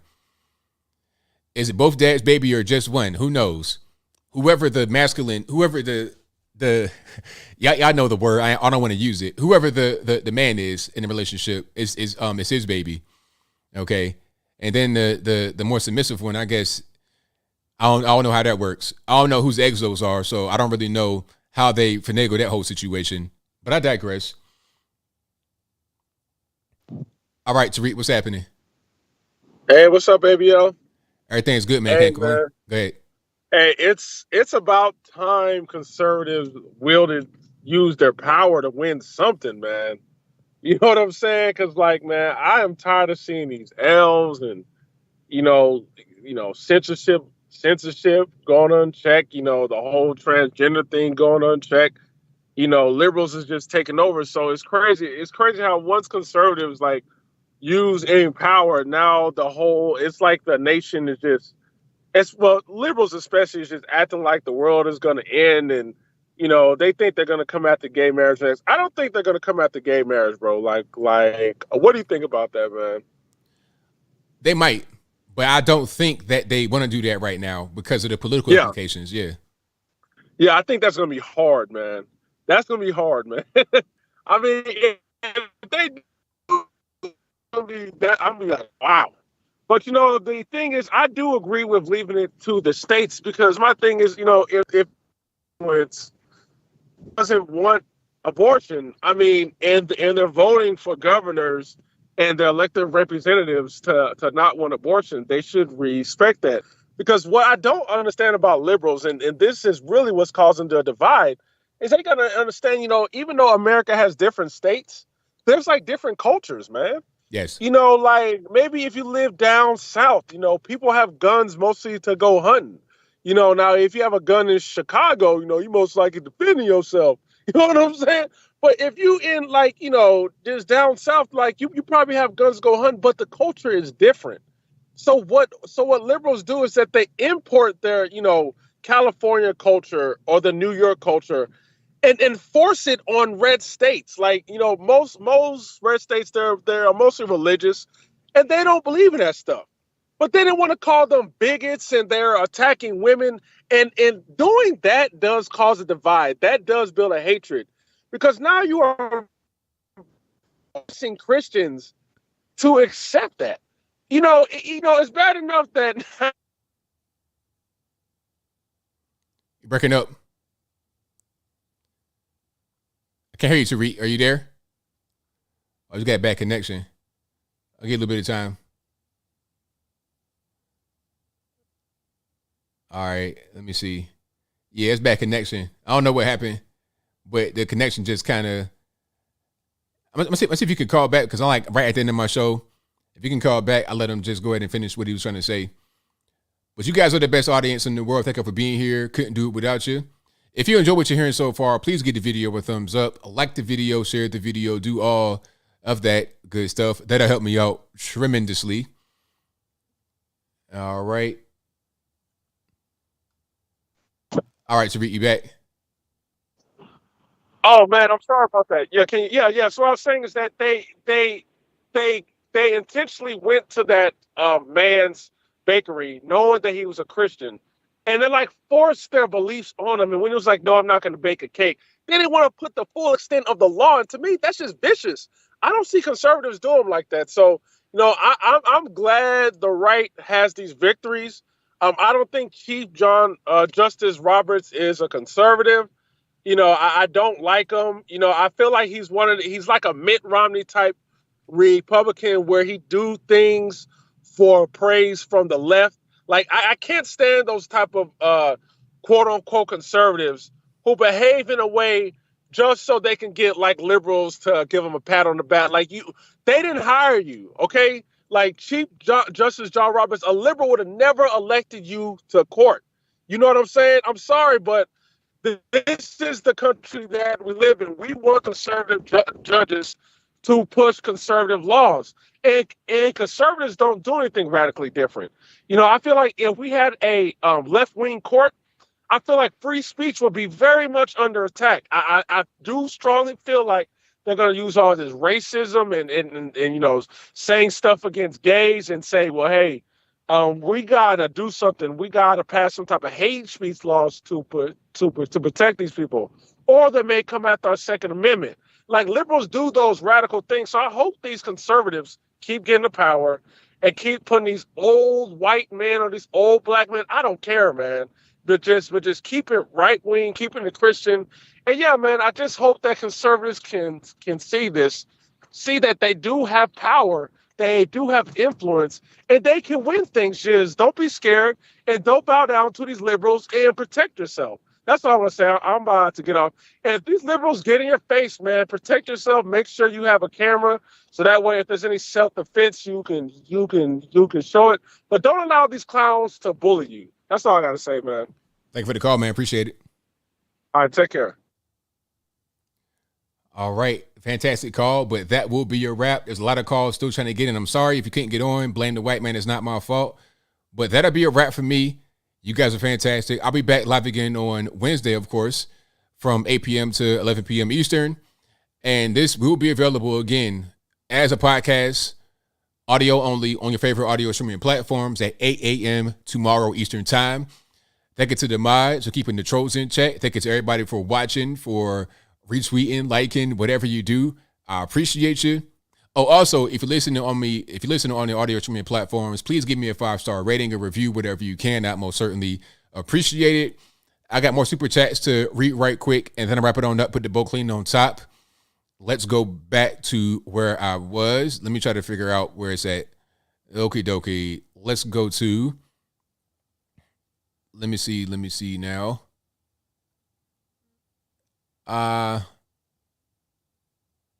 Thank you to Crystal Lane, who says, have you seen Mafa 21 on Live Action Pro-Life channel? It exposes the myth of a woman's choice, the evil lie they have spread for years. Not only have I seen that movie, I met those who actually created the movie. I met the people that actually put the documentary out. I met them in Miami. When was that? Probably about 2-3 years ago? Or was it Miami? I don't know. I met them. Put it to you like that. I think it might have been at a Turning Point event in DC. That might have been in 2019 or 2020. Probably 2019 I met them. So about 3 years ago. Yep. So yeah, I've seen that. Absolutely. Thank you to the anti-view who says, only 2 people know you are here on my property, and it will not be me calling the cops, FYI. There you go. Talking about the people trying to go to the rural areas, starting trouble. Thank you to Mike who says, Brave New World. Butt versus Windshield says, many places require anesthesia after 20 weeks for the unborn. Why? Because at that point, the unborn can feel pain. That says it all. Exactly. 100% correct. Thank you to F. Ranger Xbox who says, human sacrifice to sun gods, abortion for climate change, remove God. Thank you to Armor Truth who says, great show as always. Thank you for that, man. I appreciate you. Shout out to Armor Truth. Thank you to Mike DeRusha who says, seriously, read Brave New World. Bull versus Windshield says, did you hear about 132 people killed in Mali over 3 days by terrorists? No. How about 2 in Sweden? 893 dead in 22 countries in the last 30 days. ReligionToPeace.com is a tracker of the jihad. Thank you to Mike, who also says, how many vegans say, quote, meat is murder and, quote, abortion on demand? There you go. Because they dehumanize. They look at a baby as just a clump of cells, but an animal that we have to eat as like something got to be protected. You know what I'm saying? Like, it's crazy. Thank you to Mike, who also says The Goonies and Stand By Me are really good movies. Thank you to EP, who says, quote, my hero. Thank you for that emoji donation. Mike also says, Repo Man, Heathers, Army of Darkness, People Under the Stairs, Night of the Comet, Return of the Living Dead are also awesome movies. Bad Brains, Dead Kennedys, Replacements, Husker Du, Social Distortion, Pixies are the best Gen X bands. Random super chats for this fine. I'll read them. Bull versus Windshield says, so Russian lawmakers said if all out war breaks out in Lithuania will be the first hit. Biden just sent 200 range missiles to Ukraine. Does anyone think a corner Zelensky wouldn't hit Russia? Putin already said that's war. I don't think he wants to do that because that's not going to end well for him or the world. Mike says, if you need an old wedding singer, hit me up. I'm sorry, ABL can't resist. Okay. I'm not going to read the rest of those. I'm sorry, Mike. Thank you for your super chats, though. I'm not going to read the rest of those. My man said he likes certain seasonings on chicken, pork, and beef. It's like Miss OMG says, I watched, quote, Created Equal, Clarence Thomas in his own words. He's a good man. It's a great documentary. Everyone should watch if they get a chance. But thank you for all the super chats, Mike. Also, thank you to C. Mar, who became an ABO supporter, and thank you to S. Ford, who says, peace and love to all, with the peace and the heart emoji. I appreciate that. But that'll be a wrap for me. So until next time, y'all be safe. I'm out. And peace.